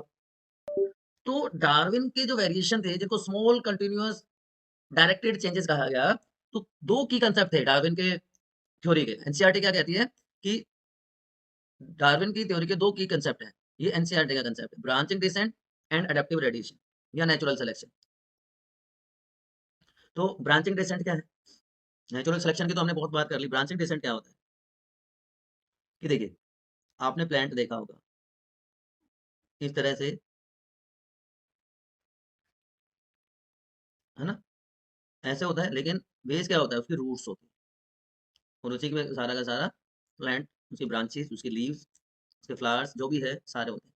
तो ब्रांचिंग डिसेंट का मतलब है बच्चे कि सारे के सारे ऑर्गेनिजम्स हैं वो मॉडिफाई हुए हैं एक प्रीवियस लाइफ फॉर्म से, या हम कह सकते हैं कॉमन एंसेस्टर से डिफरेंट लाइफ फॉर्म्स इवॉल्व हुई हैं और उसी के लिए वर्ड यूज किया गया है ब्रांचिंग डिसेंट। ठीक है ना? और दूसरा है नेचुरल सिलेक्शन। ब्रांचिंग डिसेंट के बाद नेचुरल सिलेक्शन बहुत हमने डिस्कस कर चुके हैं ऑलरेडी। रेजिस्टेंट वेराइटीज की बात करी थी हमने बैक्टीरिया की, कि एक बैक्टीरियल कॉलोनी है ए जो कि न्यूट्रिएंट मीडिया पे ग्रो कर रही है। अब अगर उसमें एंटीबायोटिक ऐड कर दें, मीडियम की कंपोजिशन को हम चेंज कर दें, तो क्या होगा? यहाँ पे आप देखिए ब्लू कलर के आपको ज़्यादा दिखाई दे रहे हैं, रेड कलर के कम दिखाई दे रहे हैं। है ना? लेकिन जब नई कंडीशन होती है, तो जो पॉपुलेशन बी है, उसका नंबर बढ़ जाता है, रेड कलर वाले का नंबर बढ़ जाता है और ब्लू कलर कम रह जाता है। इसका मतलब क्या हुआ कि जो एडिशन था एंटीबायोटिक का, उसके अगेंस्ट इसने तो अपने आप को ईज़िली अडॉप्ट कर लिया, है ना? फिट कर लिया, लेकिन ए वाला अपने आप को फिट नहीं कर पाया। तो नेचर भी फिट को सेलेक्ट करता है। ठीक है? तो ये क्या हो गई? डार्विन की थ्योरी हो गई। तो पहला फैक्ट क्या हो गया? क्या हो गया? हेरिटेबल माइनर वेरिएशन, ठीक है? उसके बाद over population, rapid multiplication, then limited food and space. जब फूड और स्पेस लिमिट होगा तो स्ट्रगल स्टार्ट होगा, वो इंटर स्पेसिफिक हो सकता है, इंटर जेनेरिक हो सकता है, and finally survival of the fittest. तो ये 5 कंपोनेंट्स हैं जो डार्विन की थ्योरी जो नेचुरल सिलेक्शन है उसको क्लियरली एक्सप्लेन करते हैं। ठीक है बच्चों? तो हेरिटेबल माइनर चेंजेस ये बेनिफिशियल हो सकते हैं, हार्मफुल हो सकते हैं। ओवर पॉपुलेशन, लिमिटेड रिसोर्सेज हो गए, एंड ये दोनों struggle for existence and survival of the fittest. लेकिन ऐसा थोड़ी है कि भाई ये एकदम परफेक्ट थ्योरी थी, इसके भी कुछ ड्रॉबैक्स थे। तो ह्यूगो डी वेरिस ने एक और थ्योरी दी जिसको म्यूटेशन थ्योरी कहा जाता है। उसने क्या कहा कि कुछ कमियां रह गई थी डार्विन की थ्योरी में। उसने कहा कि जो डार्विन था वो एक्सप्लेन नहीं कर पाया, fail to explain transmission of characters. Darwin fail to explain transmission of characters, कि कैसे इनहेरिटेंस होता है, उसमें वो सक्सेसफुल नहीं हुआ। दूसरा जो ड्रॉबैक देखने में आया कि म्यूटेशंस का कॉज क्या होता है, म्यूटेशंस क्या होते हैं उसको आइडिया नहीं था, है ना? और वो वेस्टिजियल ऑर्गन्स को भी एक्सप्लेन नहीं कर पाया था अपनी थ्योरी में। तो ये 3 ड्रॉबैक्स थे डार्विन की थ्योरी के नेचुरल सिलेक्शन के। लेकिन म्यूटेशन थ्योरी जो दी ह्यूगो डी वेरिस ने 1901 में, उसने काम किया एक प्लांट पे जिसको कहते हैं इवनिंग प्राइमोस या ओइनोथेरा लैमेरिकाना, ओइनोथेरा लैमेरिकाना, इवनिंग प्राइमोस पे उसने काम किया। 7 नई वैराइटीज इस प्लांट की इवनिंग प्राइमोस की उसने डेवलप की, जिनको प्राइमरी स्पीशीज कहा उसने। 7 न्यू वैराइटीज। ये देखिए, ये है इवनिंग प्राइमोस, ओइनोथेरा लैमेरिकाना, म्यूटेशन थ्योरी के एक्सपेरिमेंट इसी पे उन्होंने परफॉर्म किए। और उसने ये कहा कि mutation are the basis of evolution, not minor variation. ठीक है ना? तो इवोल्यूशन अभी तक क्या माना जाता था कि कंटिन्यूअस ग्रेजुअल इरिवर्सिबल प्रोसेस है, लेकिन इसने तो पूरा का पूरा सीन ही चेंज कर दिया। उन्होंने क्या फैक्ट्स दिए? इन्होंने ये कहा भैया कि जो इवोल्यूशन है ना, इसके अगर मैं फैक्ट्स की बात करूं, म्यूटेशन थ्योरी के फैक्ट्स की बात करूं, तो सबसे पहला उसने क्या कहा कि evolution is a jerky process. Jerky process का मतलब क्या हो गया बच्चों? चलो बताइए, कोई आइडिया है तो? जर्की का मतलब एकदम से होता है, जहाँ पे म्यूटेशन जो है वो एक इंपॉर्टेंट रोल प्ले करते हैं, या हम कह सकते हैं mutation act as raw material. Natural selection raw material नहीं है, नेचुरल सिलेक्शन की जगह म्यूटेशन जो है वो रॉ मटेरियल का काम करते हैं। अब म्यूटेशन क्या होता है? सडन इनहेरिटेबल चेंजेस,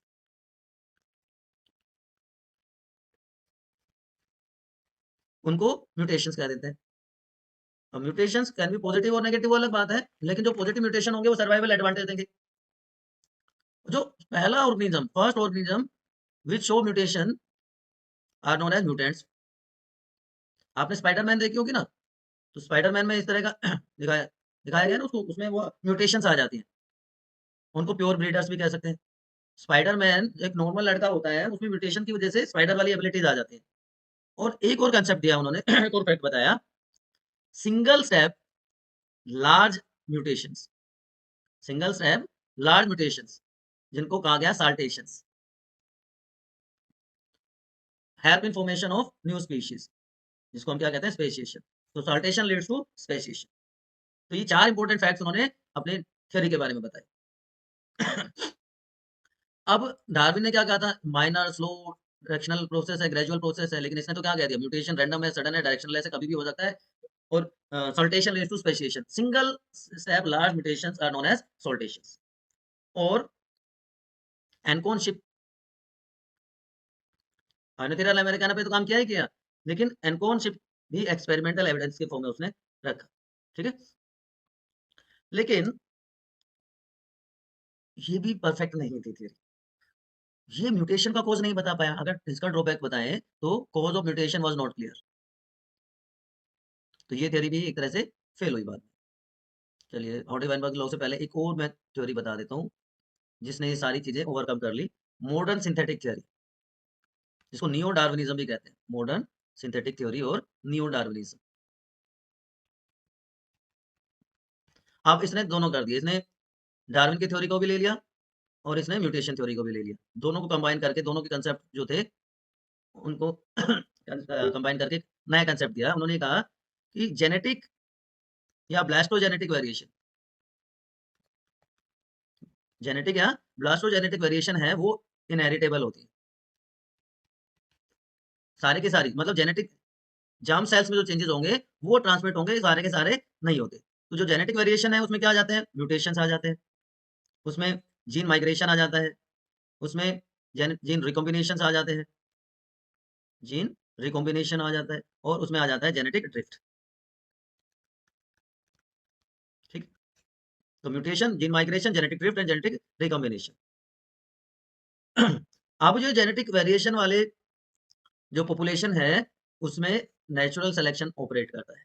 तो आगे ना दोनों कंसेप्ट आ गए, नेचुरल सिलेक्शन भी आ गया डार्विन का और म्यूटेशन के भी आ गए सारे। अब natural selection leads to isolation.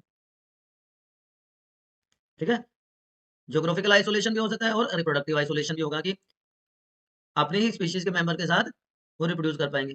तो reproductive isolation leads to formation of sub species, और सब स्पीशीज बन के न्यू स्पीशीज बन जाएगी।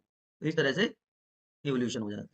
अब ये सारे के सारे फैक्टर्स कंसिडर किए और एक नया कंसेप्ट दिया गया जिसको हार्डी वेनबर्ग्स लॉ कहते हैं। हार्डी वेनबर्ग लॉ क्या कहता है कि जीन फ्रीक्वेंसी कांस्टेंट रहेगी, 1 रहेगी, अगर नेचर में कोई नेचुरल सिलेक्शन नहीं है, कोई म्यूटेशन नहीं है, कोई जीन माइग्रेशन नहीं है, कोई रिकॉम्बिनेशन नहीं है और कोई जेनेटिक ड्रिफ्ट नहीं होता है, तो जो जीन फ्रीक्वेंसी है, एलील फ्रीक्वेंसी है, वो सेम रहेगी। ठीक है, उसको क्या कहा गया, हार्डी वेनबर्ग्स प्रिंसिपल। क्या होता है, कैसे होता है, चलिए बात करते हैं। Allele frequencies in a population are stable and remain constant from generation to generation if there are no disturbing factors। और वो disturbing factor कौन कौन से हैं, मैंने 5 आपको बताए। Natural selection, mutation, gene recombination, genetic drift और जीन माइग्रेशन। ठीक है, जीन पूल क्या होता है, total number of genes and their alleles in a population is known as gene pool. तो हम ये कह सकते हैं कि हार्डी वेनबर्ग के हिसाब से जीन पूल भी कांस्टेंट रहता है। ये मैथमेटिशियंस थे, है ना। तो sum total of all the allele frequency remains 1। अब यहाँ पे देखिए, यहाँ पे टोटल आपको पॉपुलेशन दिख रही है 20 बीटल्स की। ठीक है, लेकिन जिसमें से 16 क्या है, रेड कलर की है, और येलो कितनी है, 4। तो जीन पूल क्या है, इन टोटल के टोटल 20 में जो एलील हैं, जो जीन्स हैं, उनका नंबर वो क्या कहला रहा है, उनका जीन पूल कहला रहा है। यहाँ तक बात समझ में आ गई। चलिए, तो ये प्रिंसिपल क्या कहता है कि P square plus 2pq plus Q square is equal to 1। ठीक है, अब यहाँ पर देखिए 2 3 4 5 6 7 8 9 10। ठीक है, और ये भी 10, लेकिन 16 और 4 16 प्लस 4 है। ठीक है, अब एलील ए, एलील ए, एलील ए 26 है, एलील स्मॉल ए 14 है। टोटल जीन पूल क्या हो गया, 40। ठीक है, frequency of A, capital A की बात कर रहा हूँ, इज इक्वल टू पी। तो 40 में से 26 है तो कितना आया, 0.65। और फ्रीक्वेंसी ऑफ स्मॉल ए कितना है, 14, 14, 26 एंड 14। ठीक है, तो 16 14 अपॉन 40 तो कितना आया, 0.35। नंबर ऑफ बीटल्स 20, तो ये रेशियो क्या आ गई 10:6:4। तो फ्रीक्वेंसी ऑफ जीनोटाइप ए 20 में से कितने हैं 10 0.5। Frequency of genotype heterozygous A 0.3 and genotype small A 0.2। देखिए यहाँ पर और क्लियरली आपको समझ में आ जाएगा। देखिए ये चीज समझ में आ गई फ्रीक्वेंसी। अब टोटल नंबर कितना है ए का 20 है, उसमें से कितने हैं डबल ए वाले देख काउंट कर लीजिए 1 2 3 4 5 6 7 8 9 10। तो 20 में से 10 तो 0.5 हो गया। हेटेरोजाइगस ए वाले कितने हैं 1 2 3 4 5 6 तो 6/20 हो गया। और स्मॉल ए वाले कितने हैं 4 तो 4/20 हो गया। तो in a diploid condition frequency of A is equal to P square, frequency of small A is Q square and heterozygous condition is 2pq। तो A sorry P square plus 2pq plus Q square is equal to 1। तो change of gene frequency in a population disturb Hardy Weinberg principle. क्यों? क्योंकि nature में natural selection भी होगा, gene migration भी होगा, genetic drift होगा, जेनेटिक रिकॉम्बिनेशन भी होगा और म्यूटेशन भी होगा। तो हार्डी-वेनबर्ग लॉ सिर्फ आइडियल कंडीशन के लिए होता है, ना कि नेचुरल एनवायरमेंटल कंडीशंस के लिए। ठीक है बच्चों? अब फैक्टर्स कौन-कौन से हैं जो अफेक्ट करते हैं हार्डी-वेनबर्ग इक्विलिब्रियम को? तो 5 फैक्टर हैं। Gene flow, genetic drift, mutation, genetic recombination and natural selection. एक-एक करके बात कर लेते हैं। चलिए क्या बात करनी है बताइए। जीन माइग्रेशन, सबसे पहले क्या है जीन माइग्रेशन। नाम से आपको पता चल रहा है क्या है जीन माइग्रेशन, कि जब एक स्पीशीज में से ऑर्गेनिज्म शिफ्ट करके चले जाएं दूसरी तरफ तो वो क्या कहलाएगा जीन का माइग्रेशन कहलाएगा, है ना। तो gene flow from one population to another population is known as gene migration. याद रहेगा कि ये स्पीशीज ए या पॉपुलेशन ए है, यहाँ पे 5 मेंबर्स हैं, ये पॉपुलेशन बी है, यहाँ पे 4 मेंबर्स हैं, तो यहाँ से एक मेंबर, एक ऑफस्प्रिंग यहाँ से चला गया यहाँ पर, तो क्या हो गया यहाँ पे जीन्स का माइग्रेशन हुआ, तो पॉपुलेशन ए का नंबर कम हो गया, पॉपुलेशन बी का नंबर बढ़ गया। तो जहाँ से गया वो क्या कहलाएगा एमिग्रेशन, और जहाँ पे गया वो क्या कहलाएगा इमिग्रेशन। तो एमिग्रेशन की वजह से पॉपुलेशन का साइज डिक्रीज होता है, इमिग्रेशन की वजह से पॉपुलेशन का साइज बढ़ता है। ठीक है। अगर जीन माइग्रेशन मल्टीपल टाइम होता है तो एनसीईआरटी क्या कहती है, if gene migration occurs multiple time it is known as gene flow, है ना। जीन फ्लो अकर्स, तो ये क्या हो गया जीन फ्लो हो गया। ठीक है, याद रहेगा। दूसरा क्या है जेनेटिक ड्रिफ्ट। ड्रिफ्ट का मतलब क्या होता है, इसके लिए एक और वर्ड हम यूज करेंगे, वो आप लिख लीजिए Sewall Wright effect. Sewall Wright effect कि सडन रैंडम चेंजेस अगर होते हैं जीन फ्रीक्वेंसी में, sudden random changes in gene frequency, वो क्या है चांस फिनोमिनन है, चांस प्रोसेस है, कोई नेचुरल सिलेक्शन का इसमें रोल नहीं है, not by role of natural selection. ठीक है, ये स्मॉल आइसोलेटेड पॉपुलेशन में होता है, genetic drift occurs in small isolated population. ठीक है, दो एग्जांपल इसके आप ले सकते हो, स्मॉल आइसोलेटेड पॉपुलेशन के आप दो एग्जांपल ले सकते हो, एक को कहते हैं फाउंडर इफेक्ट और दूसरा कहलाता है बोटलनेक इफेक्ट। ठीक है ना founder and bottleneck effect. Small isolated population है याद रखना। तो फाउंडर इफेक्ट क्या कहता है कि accidental gene flow causes change in gene frequency. तो कई बार ये फ्रीक्वेंसी इतनी चेंज हो जाती है कि न्यू सैंपल जो है पॉपुलेशन का वो डिफरेंट स्पीशीज बन जाता है। तो जो ओरिजिनल पॉपुलेशन जो ड्रिफ्ट होकर जो गई थी वो वहां के मेन मेंबर्स हो जाते हैं और इसलिए इस इफेक्ट को फाउंडर इफेक्ट कहते हैं। ये देखिए एक स्मॉल पॉपुलेशन साइज था, यहाँ पे अलग अलग तरह की स्पीशीज थी, बीटल्स की दो स्पीशीज आपको दिखाई दे रही है ना, रेड एंड येलो। अब यहाँ से एक रेड वाली, क्योंकि पॉपुलेशन साइज ऑलरेडी स्मॉल था, एक यहाँ से चली गई, अब यहाँ पर जाके कंडीशन इतनी सुटेबल मिल गई कि शॉर्ट टाइम स्पैन में उसने अपना नंबर बहुत बढ़ा लिया, तो over the period of time ये डोमिनेट कर जाती है उस आइलैंड को। तो ये जो पॉपुलेशन थी जो ड्रिफ्ट होकर आई थी और यहाँ पे डोमिनेट कर गई, वो क्या कहलाएगी फाउंडर, और इस इफेक्ट को क्या कह देंगे हम फाउंडर इफेक्ट। ठीक है, याद रहेगा। दूसरा क्या हो सकता है, दूसरा क्या है बोटलनेक इफेक्ट। बोटलनेक क्या रहता है कि a large number of individuals, एक पॉपुलेशन में से बहुत सारे इंडिविजुअल्स अगर नेचुरल कैलेमिटी की वजह से डिस्ट्रॉय हो जाए, नेचुरल कैलेमिटी फ्लड की फॉर्म में हो सकती है या एपिडेमिक की वजह से हो सकती है, या एनिमल्स की बात करें तो हंटिंग की वजह से हो सकती है, तो लार्ज पॉपुलेशन क्या हो गई डिस्ट्रॉय हो गई। तो जो रिमेनिंग मेंबर्स होंगे उस स्पीशीज के, जो सर्वाइवर्स होंगे,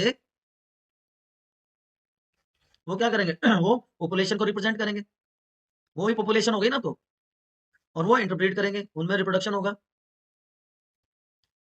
और उसी से फ्यूचर जनरेशन की फॉर्मेशन होगी, नई पॉपुलेशन की। लेकिन यहाँ पे जीन फ्रीक्वेंसी चेंज हो जाएगी, है ना? जीन फ्रीक्वेंसी चेंज हो जाएगी, जीन पूल चेंज हो जाएगा। आपने देखा होगा सीजनल वेरिएशन आ जाते हैं कुछ ऑर्गेनिज्म के पॉपुलेशन में। हाउस फ्लाई जो होती है वो समर्स में ज्यादा हो जाती है, फिर विंटर्स में नंबर कम हो जाता है, या उल्टा होता है, बताइए मुझे। तो ऑलरेडी जो एक स्मॉल पॉपुलेशन थी, ये मान लीजिए एक हैबिटेट है और यहाँ पे एक स्मॉल पॉपुलेशन थी ऑर्गेनिजम्स की, बुशेज हैं, मान लीजिए बुशेज हैं यहाँ पर। अब एक एलिफेंट आया और उसने इन बुशेज को क्रश कर दिया। मोस्टली बुशेज वर एलिफेंट स्टैम्पीड हो गया और मोस्टली बुशेज वर क्रश्ड। अब इन बुशेज पे ये वाली जो बीटल्स थी ये सर्वाइव कर रही थी, तो ये मोस्टली ये डिस्ट्रॉय होगी। मान लो 10 बीटल थी, एक में जीन 10 थे, तो टोटल 100 जीन्स वर देयर। अब 8 उसमें से मान लो नेचुरल कैलेमिटी की वजह से डेथ होगी, तो 2 बची, तो टोटल जीन फ्रीक्वेंसी कितनी रहेगी? तो जीन फ्रीक्वेंसी चेंज हो गई। अब यही आपस में रिप्रोड्यूस करेंगे, नंबर बढ़ाएंगे तो over the period of time number बढ़ गया, लेकिन gene frequency, allele frequency change हो जाती है, इसलिए इसको क्या कहते हैं? Bottleneck effect. याद रहेगा आपको? क्लियर है? चलिए, उसके बाद आ जाता है अगला म्यूटेशंस। सीधी सी बात है, म्यूटेशन की वजह से तो नए फिनोटाइप्स आते ही हैं और उसकी वजह से फ्यूचर जनरेशन तो बन जाएंगी, नई स्पीशीज भी शॉर्ट टाइम पीरियड के बाद बन जाती है। रिकॉम्बिनेशंस की जीन्स की रिशफलिंग हो जाती है और इसकी वजह से नए कॉम्बिनेशन बन जाते हैं, जीन फ्रीक्वेंसी चेंज हो जाती है, एलील फ्रीक्वेंसी चेंज हो जाती है। एंड फाइनली नेचुरल सिलेक्शन, ये पांचवा फैक्टर है जो हार्डी-वेनबर्ग लॉ को अफेक्ट करता है, दैट इज नेचुरल सिलेक्शन। अब किसी पॉपुलेशन में, एक पॉपुलेशन है जिसमें 3 टाइप के ऑर्गेनिजम्स हैं, 3 साइज के ऑर्गेनिजम्स हैं। साइज का हम एग्जांपल ले लेते हैं, 3 साइज्ड माइस आर देयर, ठीक है? एक हो जाएंगे लार्ज साइज्ड, एक हो जाएंगे मीडियम साइज्ड और तीसरे हो जाएंगे स्मॉल साइज्ड। 3 टाइप के माइस हैं यहाँ पे और इसी के बेसिस पे हम 3 टाइप के नेचुरल सिलेक्शन को डिस्कस करेंगे। 3 टाइप्स ऑफ नेचुरल सिलेक्शन। पहला होता है बच्चों stabilising selection, directional selection and disruptive selection. देख पा रहे होंगे आप कि यहाँ पे पीक जो है एक पर्टिकुलर एरिया में बन रही है, यहाँ पे पीक जो है एक पर्टिकुलर डायरेक्शन में बन रही है और यहाँ पर डिफरेंट पीक्स आर ऑब्टेन्ड और बीच में जो पॉपुलेशन साइज है, नंबर ऑफ स्पीशीज है, वो कम है। क्या रीजन है, कैसे ये होता है, एक एक करके हम बात करते हैं। देखिए, सबसे पहला है स्टेबलाइजिंग, कि more individuals acquire mean character value and variation is reduced. मैंने अभी बताया ना आपको कि लार्ज पॉपुलेशन साइज एक मीन को फॉलो करती है अगर रैट के अलावा, माइस के अलावा भी हम बात करें, ह्यूमन बीइंग्स में अगर हाइट की बात करें हम, तो एवरेज हाइट हम क्या मानते हैं? 5.5 टू 5.7 फीट मेल्स में। लेकिन ऐसा नहीं है ना कि इससे कम वाले या इससे ज्यादा वाले इंडिविजुअल्स नहीं होते, but medium size individuals are favoured, तो पीक वहीं पे ऑब्टेन्ड होती है। पीक हायर हो जाएगी, स्टीपर हो जाएगी जैसे जैसे नंबर ऑफ इंडिविजुअल्स बढ़ेगा। तो स्टेबिलिटी कहाँ पे आ रही है? उस पर्टिकुलर नैरो रेंज में, इसलिए इसको क्या कहते हैं? स्टेबलाइजिंग नेचुरल सिलेक्शन, ठीक है? दूसरा क्या है? डायरेक्शनल, कि more individuals of one extreme, एक पर्टिकुलर साइड में, एक पर्टिकुलर डायरेक्शन में ज्यादा इंडिविजुअल्स होते हैं, तो सॉरी, एनसीईआरटी क्या कहती है कि more individuals acquire value other than mean, कि मीन पोजीशन से ज्यादा में ऑर्गेनिज्म होते हैं, तो पीक पीक जो है वो एक पर्टिकुलर डायरेक्शन में शिफ्ट हो जाती है, यहाँ पे ना होके एक पर्टिकुलर डायरेक्शन में शिफ्ट होगी। जैसे हमने एग्जांपल देखा था इंडस्ट्रियल मेलानिज्म में, कि बिफोर इंडस्ट्रियलाइजेशन व्हाइट कलर ज्यादा था तो एक पर्टिकुलर डायरेक्शन में थे, आफ्टर इंडस्ट्रियलाइजेशन डार्क कलर ज्यादा हो गया था। या डीडीटी रेजिस्टेंस मॉस्किटोज देखे थे हमने। तो जब एक पर्टिकुलर डायरेक्शन में, एक पर्टिकुलर एरिया में जो है इंडिविजुअल्स का नंबर बढ़ जाए, पीक शिफ्ट हो जाए एक पर्टिकुलर डायरेक्शन में, तो क्या कहलाएगा? Directional selection. और तीसरा बच्चों क्या होता है? तीसरा होता है डिसरप्टिव सिलेक्शन, कि दोनों एक्सट्रीम, दोनों एंड्स पे ऑर्गेनिजम्स का नंबर ज्यादा होगा, लेकिन बीच में कंडीशन सुटेबल ना हो या एडेप्टेशन ना हो पाए, उसकी वजह से ऑर्गेनिजम्स का नंबर कम होता है, तो डिफरेंट पीक्स आर ऑब्टेन्ड। यहाँ पर आप देख पा रहे होंगे डिफरेंट पीक्स आर ऑब्टेन्ड, इसलिए जो फिनोटाइप है वो फेवर्ड बाय नेचुरल सिलेक्शन एक पर्टिकुलर एरियाज में, तो इसलिए इसको क्या कहेंगे? डिसरप्टिव या डाइवर्सिफाइंग नेचुरल सिलेक्शन। एनसीईआरटी यहाँ पे क्या कहती है? More individuals acquire peripheral character value at both ends of distribution curve. ये एनसीईआरटी की लाइन है। Individuals of both extreme peripheral characters value at both ends of distribution curve are more favoured. तो ये 3 टाइप का natural selection बच्चों nature में देखने को मिलता है, ठीक है ना? Stabilising, directional and disruptive. ये डिसरप्टिव होगा तीसरा, ठीक है? तो एक में मीन वैल्यू फेवर करेगी, एक में पर्टिकुलर डायरेक्शन में हो जाएगा और एक में different peaks are obtained at extremes of या पेरिफेरल्स। ठीक है बच्चों? यहाँ तक कोई कंफ्यूजन है? अब लास्टली एक और टॉपिक जो काफी इंपॉर्टेंट भी है, थोड़ा सा लेंथी भी है, उसकी ओर बात कर लेते हैं। चलिए, ब्रीफ अकाउंट ऑफ इवोल्यूशन, जो मैंने आपको बताया था ना geographical time scale, geological time scale की हम जो बात कर रहे थे, वहाँ ये यहाँ पे आ जाएगा, उसकी हम बात कर लेंगे।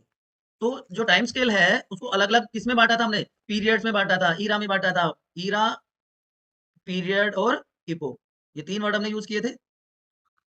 चलिए, तो क्या होता है कैसे होता है ये अब सारा डिस्कस करते हैं। जॉर्ज क्यूवियर जो था, मैंने स्टार्टिंग में बताया था, फादर ऑफ मॉडर्न पैलियोंटोलॉजी, और इंडिया में बीरबल साहनी, है ना? तो स्टडी को, फॉसिल्स को डिफरेंट रॉक्स की लेयर में स्टडी किया जाता है, तो उसके बेसिस पे उसको 3 मेजर टाइम सेगमेंट्स में डिवाइड कर दिया गया था। और उसमें जो पहला पार्ट है ईरा, 4 मेजर ईराज़ होते हैं, प्रोटेरोजोइक, ये वाला, ठीक है? उसके बाद पैलियोजोइक, मेसोजोइक एंड जो मॉडर्न चल रहा है दैट इज़ सिनोजोइक ईरा। तो 4 ईराज़ हैं। इन ईराज़ को फर्दर पीरियड्स में डिवाइड किया गया है, और पीरियड्स को उसके आगे इपोक में डिवाइड किया गया है। तो एक-एक करके इन सब की बात करते हैं। तो स्टार्ट करते हैं सबसे पहले मॉडर्न ईरा से, या उल्टा करोगे? चलो प्रोटेरोजोइक से उल्टा से स्टार्ट कर लेते हैं। जो सबसे पुराना है उससे बात कर लेते हैं। तो फर्स्ट सेलुलर लाइफ जो अपीयर हुई थी 2000 मिलियन ईयर्स, है ना? फर्स्ट लाइफ, इसमें ऑक्सीजन अपीयर हो गई थी, रिड्यूसिंग से ऑक्सीडाइजिंग एटमॉस्फेयर हो गया था, क्योंकि फोटोसिंथेसिस स्टार्ट हो गया, तो लाइट रिएक्शन में ऑक्सीजन वाज रिलीज, और कॉम्प्लेक्सिटी बढ़ रही थी, यूनिसेलुलर से मल्टी सेलुलर ऑर्गेनिज्म की फॉर्मेशन स्टार्ट होगी। ठीक है? तो यहाँ तक कोई कंफ्यूजन है? प्रोटीरोजोइक एरा सबसे पहला जहाँ पे सेलुलर लाइफ फॉर्म अपीयर होने लगी। ठीक है? अब इसमें 6 पीरियड्स आपको देखने को मिलते हैं। इसमें कौन-कौन से हैं? सबसे पहले आता है, कौन-सा आता है? कैम्ब्रियन। कैम्ब्रियन, ऑल इनवर्टिब्रेट्स, सारे के सारे इनवर्टिब्रेट फाइला इसमें डोमिनेट करते हैं। ट्राइबोलाइट्स, फॉसिल्स ऑफ आर्थ्रोपोड्स, ट्राइबोलाइट्स डोमिनेट किया, फॉसिल्स हैं आर्थ्रोपोड के ट्राइबोलाइट्स।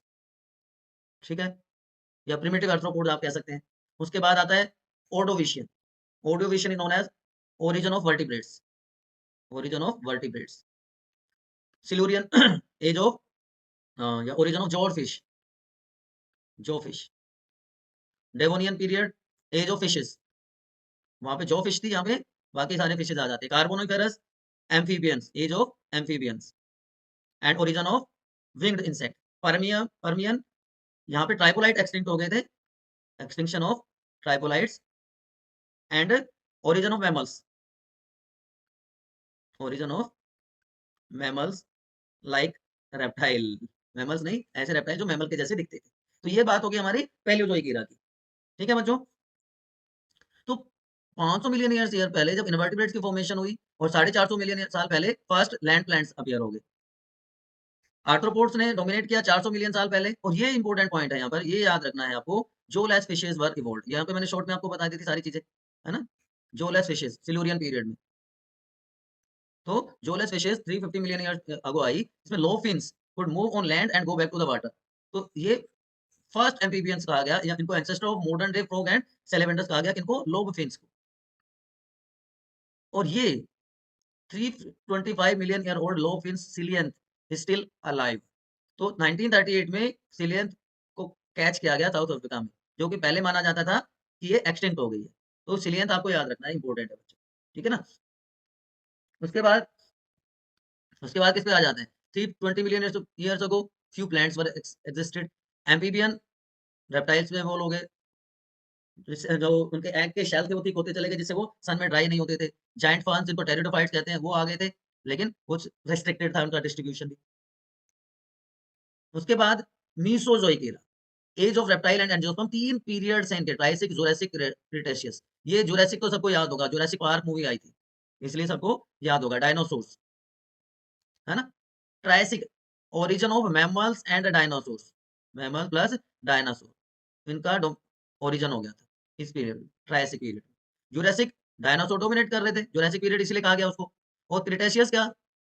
इसमें mass extinction, nearly 65 million years ago mass extinction of किसका? डायनासोर्स, एकदम से गायब हो गए डायनासोर्स, पता ही नहीं चला।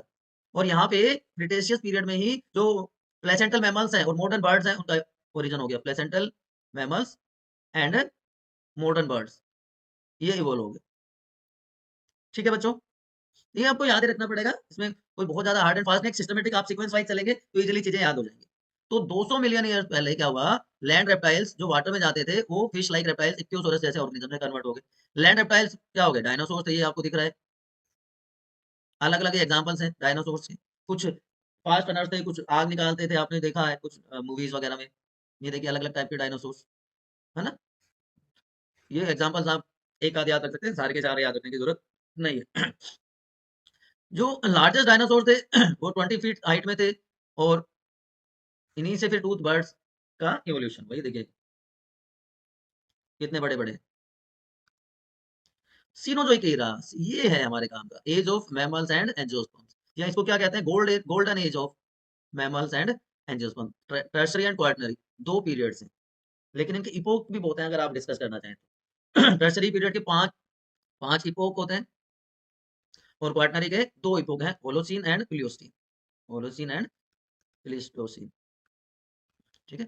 होलोसीन में कौन डेवलप हुआ था, Cro-Magnon and modern living man. Cro-Magnon and modern living man.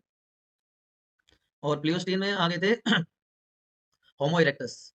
अभी आगे हम डिस्कस करेंगे ह्यूमन इवोल्यूशन, होमो इरेक्टस आ गया था इसमें। यहाँ पर अगर बात करें अलग अलग इपोक की, तो इसमें सबसे पहले आ जाएगा पेलियोसीन, जहाँ पे पहला प्राइमेट आया, फर्स्ट प्राइमेट। उसके बाद आ जाएगा इओसीन, जहाँ पे फर्स्ट हॉर्स आया।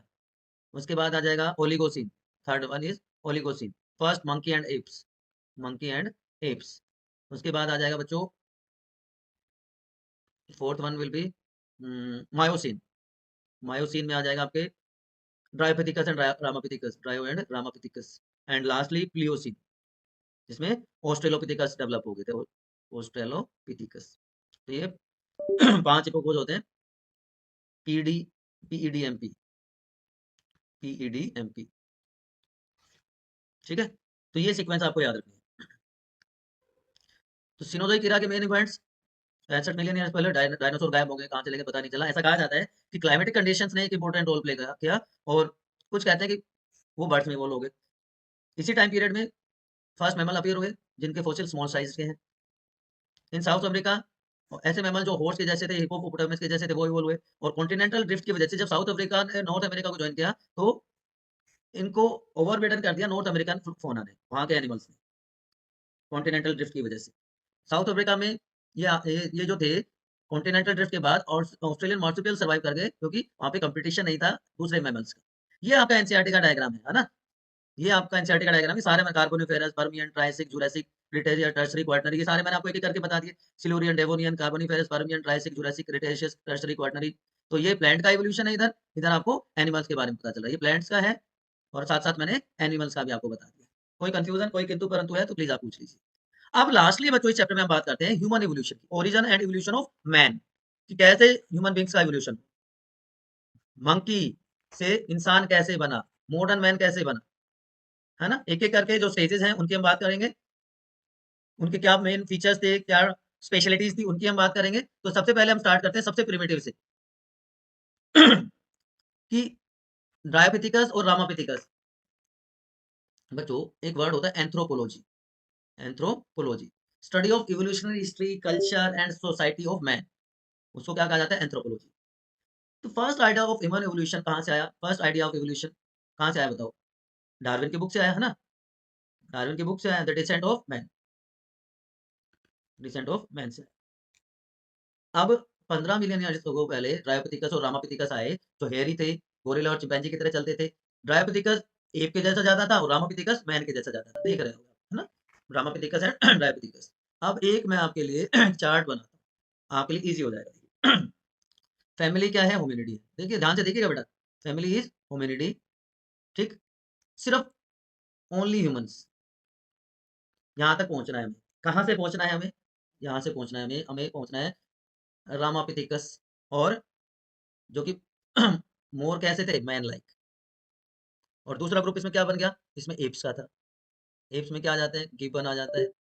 एप्स में गिबन के बाद गोरिल्ला आ जाता है ना। इसके बाद इसमें चिंपैंजी आ जाता है, ओरंगटून आ जाता है। तो एप्स और रामापिथिकस, इन दोनों का कॉमन एंसेस्टर कौन था, ड्रायोपिथिकस, ज्यादा एप लाइक था, उससे फिर मोर मैन लाइक बन गया।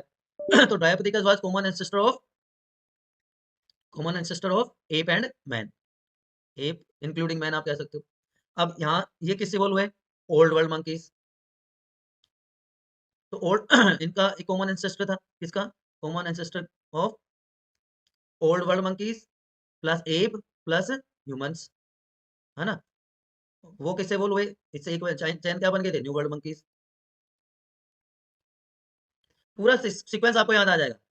और ये कहाँ से डेवलप हुए थे, मैं थोड़ा सा कलर चेंज कर लेता हूँ जिससे आपको थोड़ा सा फैसिनेटिंग शायद लगे। इनका जो कॉमन एंसेस्टर था उसको क्या कहा गया, टारसोइड एंसेस्टर। ठीक है, टारसोइड एंसेस्टर। इस टारसोइड एंसेस्टर से प्रिमिटिव प्राइमेट्स बने, प्रिमिटिव प्राइमेट्स। प्रिमिटिव प्राइमेट्स के लिए एक वर्ड यूज किया गया, उनको क्या कहा गया, प्रोसिमियंस। प्रोसिमियंस, प्रोसिमियंस में आ जाता है लेम्यूर्स, लोरिस, टार्शियंस। तो प्रिमिटिव प्राइमेट्स किससे बने, ट्री श्रूज से। ट्री श्रूज एर्बोरियल थे, ठीक है बच्चों। ये किससे बने, टेरेस्ट्रियल, टेरेस्ट्रियल श्रूज, ठीक। अब सारे के सारे जो प्राइमेट्स हैं, they have common origin, all primate common origin. इसलिए उसको क्या कहा जाता है, इसलिए उसको कहा जाता है मोनोफाइलेटिक ओरिजिन। उसको क्या कहा जाता है, मोनोफाइलेटिक, फाइलेटिक ओरिजिन, ठीक है बच्चों। अब फैमिली होमिनिडी थी जो बाइपिडल लोकोमोशन शो करती थी या करती है अभी भी। बाइपिडल लोकोमोशन है। इसमें जीनस क्या आ गया, स्पीशीज क्या आ गई, जीनस क्या आ गया इसमें, होमो। स्पीशीज क्या आ गई, सेपियंस। तो Homo sapiens, all primates, tree shrew, terrestrial shrew, tree shrew, primitive primates, जिसको प्रोसिमियंस कहा गया, tarsoid ancestors, new and old world monkeys, और इसमें फिर कॉमन एंसेस्टर ऐड कर दिया, तो ड्रायोपिथिकस, ड्रायोपिथिकस एक तरफ एप्स हो गए और दूसरी तरफ रामापिथिकस। तो ये हिस्टोरिकल बैकग्राउंड है, ठीक है। अब एक बार फटाफट देख लेते हैं। तो 3 से 4 बिलियन ईयर्स पहले मैन लाइक प्राइमेट्स जो कि ईस्टर्न अफ्रीका में डेवलप हुए, सिर्फ 4 फीट के हाइट थी, सीधे चलते थे। And this believe is based on fossils of man like bones found in Ethiopia and Tanzania. वहां पे इस तरह की बोन्स मिली है जिनकी हाइट कम थी, और इस वजह से ये इस आइडिया को वो मिला। ऑस्ट्रेलोपिथिकस ये 3 से 5 मिलियन ईयर्स पहले आया था वैसे तो, ईस्ट अफ्रीका ग्रासलैंड्स में स्टोन के साथ, स्टोन के हथियार इसने बना लिए थे, फ्रूट खाता था। और इसके जो व्हाट यू से, जो फोसिल मिला है, ट्वांग बेबी उसको कहा गया है, ट्वांग बेबी, ऑस्ट्रेलोपिथेकस अफ्रीकान्स का, जो 5 से 6 साल के बच्चे का है, बॉय का, ट्वांग बेबी कहा गया उसको। क्रेनियल कैपेसिटी इनकी थी 500 से 600 सीसी। टीथ वर मैन लाइक, इनके टीथ जो थे मैन लाइक थे, मॉडर्न मैन के जैसे टीथ थे, ठीक है ना। ऐसा ही फोसिल फीमेल का मिला है, लूसी, ट्वान बेबी और लूसी, ये फीमेल फोसिल है, ट्वान बेबी बच्चे का है। उसके बाद होमो एबिलिस, होमो एबिलिस जिनको टूल मेकर कहा गया, आप देख पा रहे होंगे यहाँ पे टूल मेकर इनको कहा गया, देवर टूल मेकर। इनकी क्रेनियल कैपेसिटी थी 650 to 800 CC. First man who made ape, sorry, वो टूल जैसे में बनाए स्टोन के प्रोटेक्शन के लिए, हंटिंग के लिए। तो फर्स्ट ह्यूमन लाइक बीइंग, तो होमिनिड, होमिनिड ग्रुप जो है यहाँ से स्टार्ट हुआ, और ये मीट नहीं खाते थे। इसके बाद आ जाते हैं होमो इरेक्टस, ये होमो इरेक्टस है, जावा से इनके फोसिल्स मिले सबसे पहले। दो सिमिलर इनके जैसे हुए, picking man and Heidelberg man. Heidelberg एक जगह है जर्मनी में, एक मिनट, हेडलबर्ग जर्मनी में, ठीक है बच्चों। इनकी क्रेनियल कैपेसिटी थोड़ी और बढ़ गई, 900 सीसी तक पहुंच गई। इन्होंने सबसे पहले फायर यूज की, fire, first use of fire, meat खाने वाले थे। तो इनकी स्पेसिफिक फीचर्स आप याद रख लीजिए, आपका काम हो जाएगा। उसके बाद आ गए हमारे नियंडरथल्स, नियंडरथल मैन, होम्योसेपियन नियंडरथल्स, जो 40,000 साल के आसपास पहले मिले हैं। इनकी क्रेनियल कैपेसिटी 1400 सीसी तक पहुंच गई। ईस्ट और सेंट्रल एशिया में रहते थे, हाइड्स को यूज किया प्रोटेक्शन के लिए, और बरियल सिस्टम, लोगों को दफनाने का सबसे पहले काम यहाँ पे शुरू हुआ। ये ज्यादा स्टॉकियर बॉडी थी मॉडर्न मैन से, है ना। उसके बाद होम्योसेपियंस, मॉडर्न मैन से पहले आप क्रो मैग्नन की बात कर सकते हैं। मॉडर्न मैन से पहले क्रो मैग्नन जो था, वो डॉग का डोमेस्टिकेशन सबसे पहले उसने किया। उसकी क्रेनियल कैपेसिटी 1650 सीसी थी, है ना। फ्रांस से उसके क्रो मैग्नन रॉक से उनके फोसिल्स मिले, इसलिए उसको क्रो मैग्नन कहा गया। उसके बाद आता है मॉडर्न मैन, जिसको होम्योसेपियंस कहा जाता है बच्चों। क्रेनियल कैपेसिटी है 1450। अब देखिए क्रो मैग्नन की क्रेनियल कैपेसिटी मॉडर्न मैन से ज्यादा थी, ठीक है ना। मॉडर्न मैन डेवलप हुआ, डोमिनेट किया आइस एज में, अफ्रीका में सबसे पहले डेवलप हुआ, और उसके बाद डिफरेंट कॉन्टिनेंट्स में चला गया, उसकी अलग अलग रेसेस बन गई। तो human evolution is also example of adaptive radiation, human evolution is also example of adaptive radiation, ठीक है ना। तो प्री हिस्टोरिक केव 18,000 साल पहले बनी, और एग्रीकल्चर और ह्यूमन सेटलमेंट बने लगभग 10,000 साल पहले। बच्चों ह्यूमन बींग्स का जो इवोल्यूशन है, मॉडर्न लिविंग मैन का जो इवोल्यूशन है, अफ्रीका में हुआ, उसको प्रूव किया गया by studying mitochondrial DNA from the living human all over the world. जिसमें ये पता चला कि maximum number of different mitochondrial sequences हैं, वो अफ्रीकन कॉन्टिनेंट में ही मिली। इससे आइडिया मिला कि क्या क्या आइडिया मिला कि इवोल्यूशन कहाँ स्टार्ट हुआ? अफ्रीका में। अब इवोल्यूशनरी ट्रेंड क्या है ह्यूमन इवोल्यूशन के? इवोल्यूशनरी ट्रेंड्स कि क्रोमैग्नेन से कम है लेकिन इंक्रीज ग्रैन्युल कैपेसिटी, ठीक है ना? दूसरा क्या है? फोरहेड और चिन फॉर्मेशन, फोरहेड और चिन दिखाई देने लगी अलग-अलग से, ये प्रोमिनेंट फीचर आ गया। तीसरा लैंग्वेज और ब्रेन, ब्रेन और लैंग्वेज दोनों का पैरेलल इवोल्यूशन हुआ, ब्रेन प्लस लैंग्वेज ये भी एक इम्पोर्टेंट पैरामीटर रहा।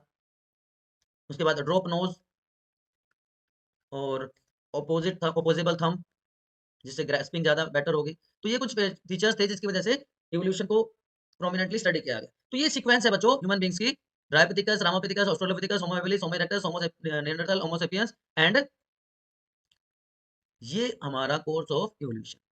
ठीक है बच्चों? तो ये आपका चैप्टर था। जैसा कि आप सबको पता है कि हमने स्टार्ट किया था सबसे इम्पोर्टेंट यूनिट को जेनेटिक्स। तो ऑलरेडी जेनेटिक्स के 2 chapters principle of inheritance and variation and molecular basis of inheritance के 1 शॉर्ट वीडियोस ऑलरेडी आपके स्टडी डेस्टिनेशन पर अवेलेबल हैं। आप वहां जाकर प्लेलिस्ट से देख सकते हैं। एंड अगर आप चैनल पर नए हैं तो फटाफट सब्सक्राइब करके लाइक शेयर कमेंट कर दीजिए। Keep watching, good luck, see you soon बच्चों।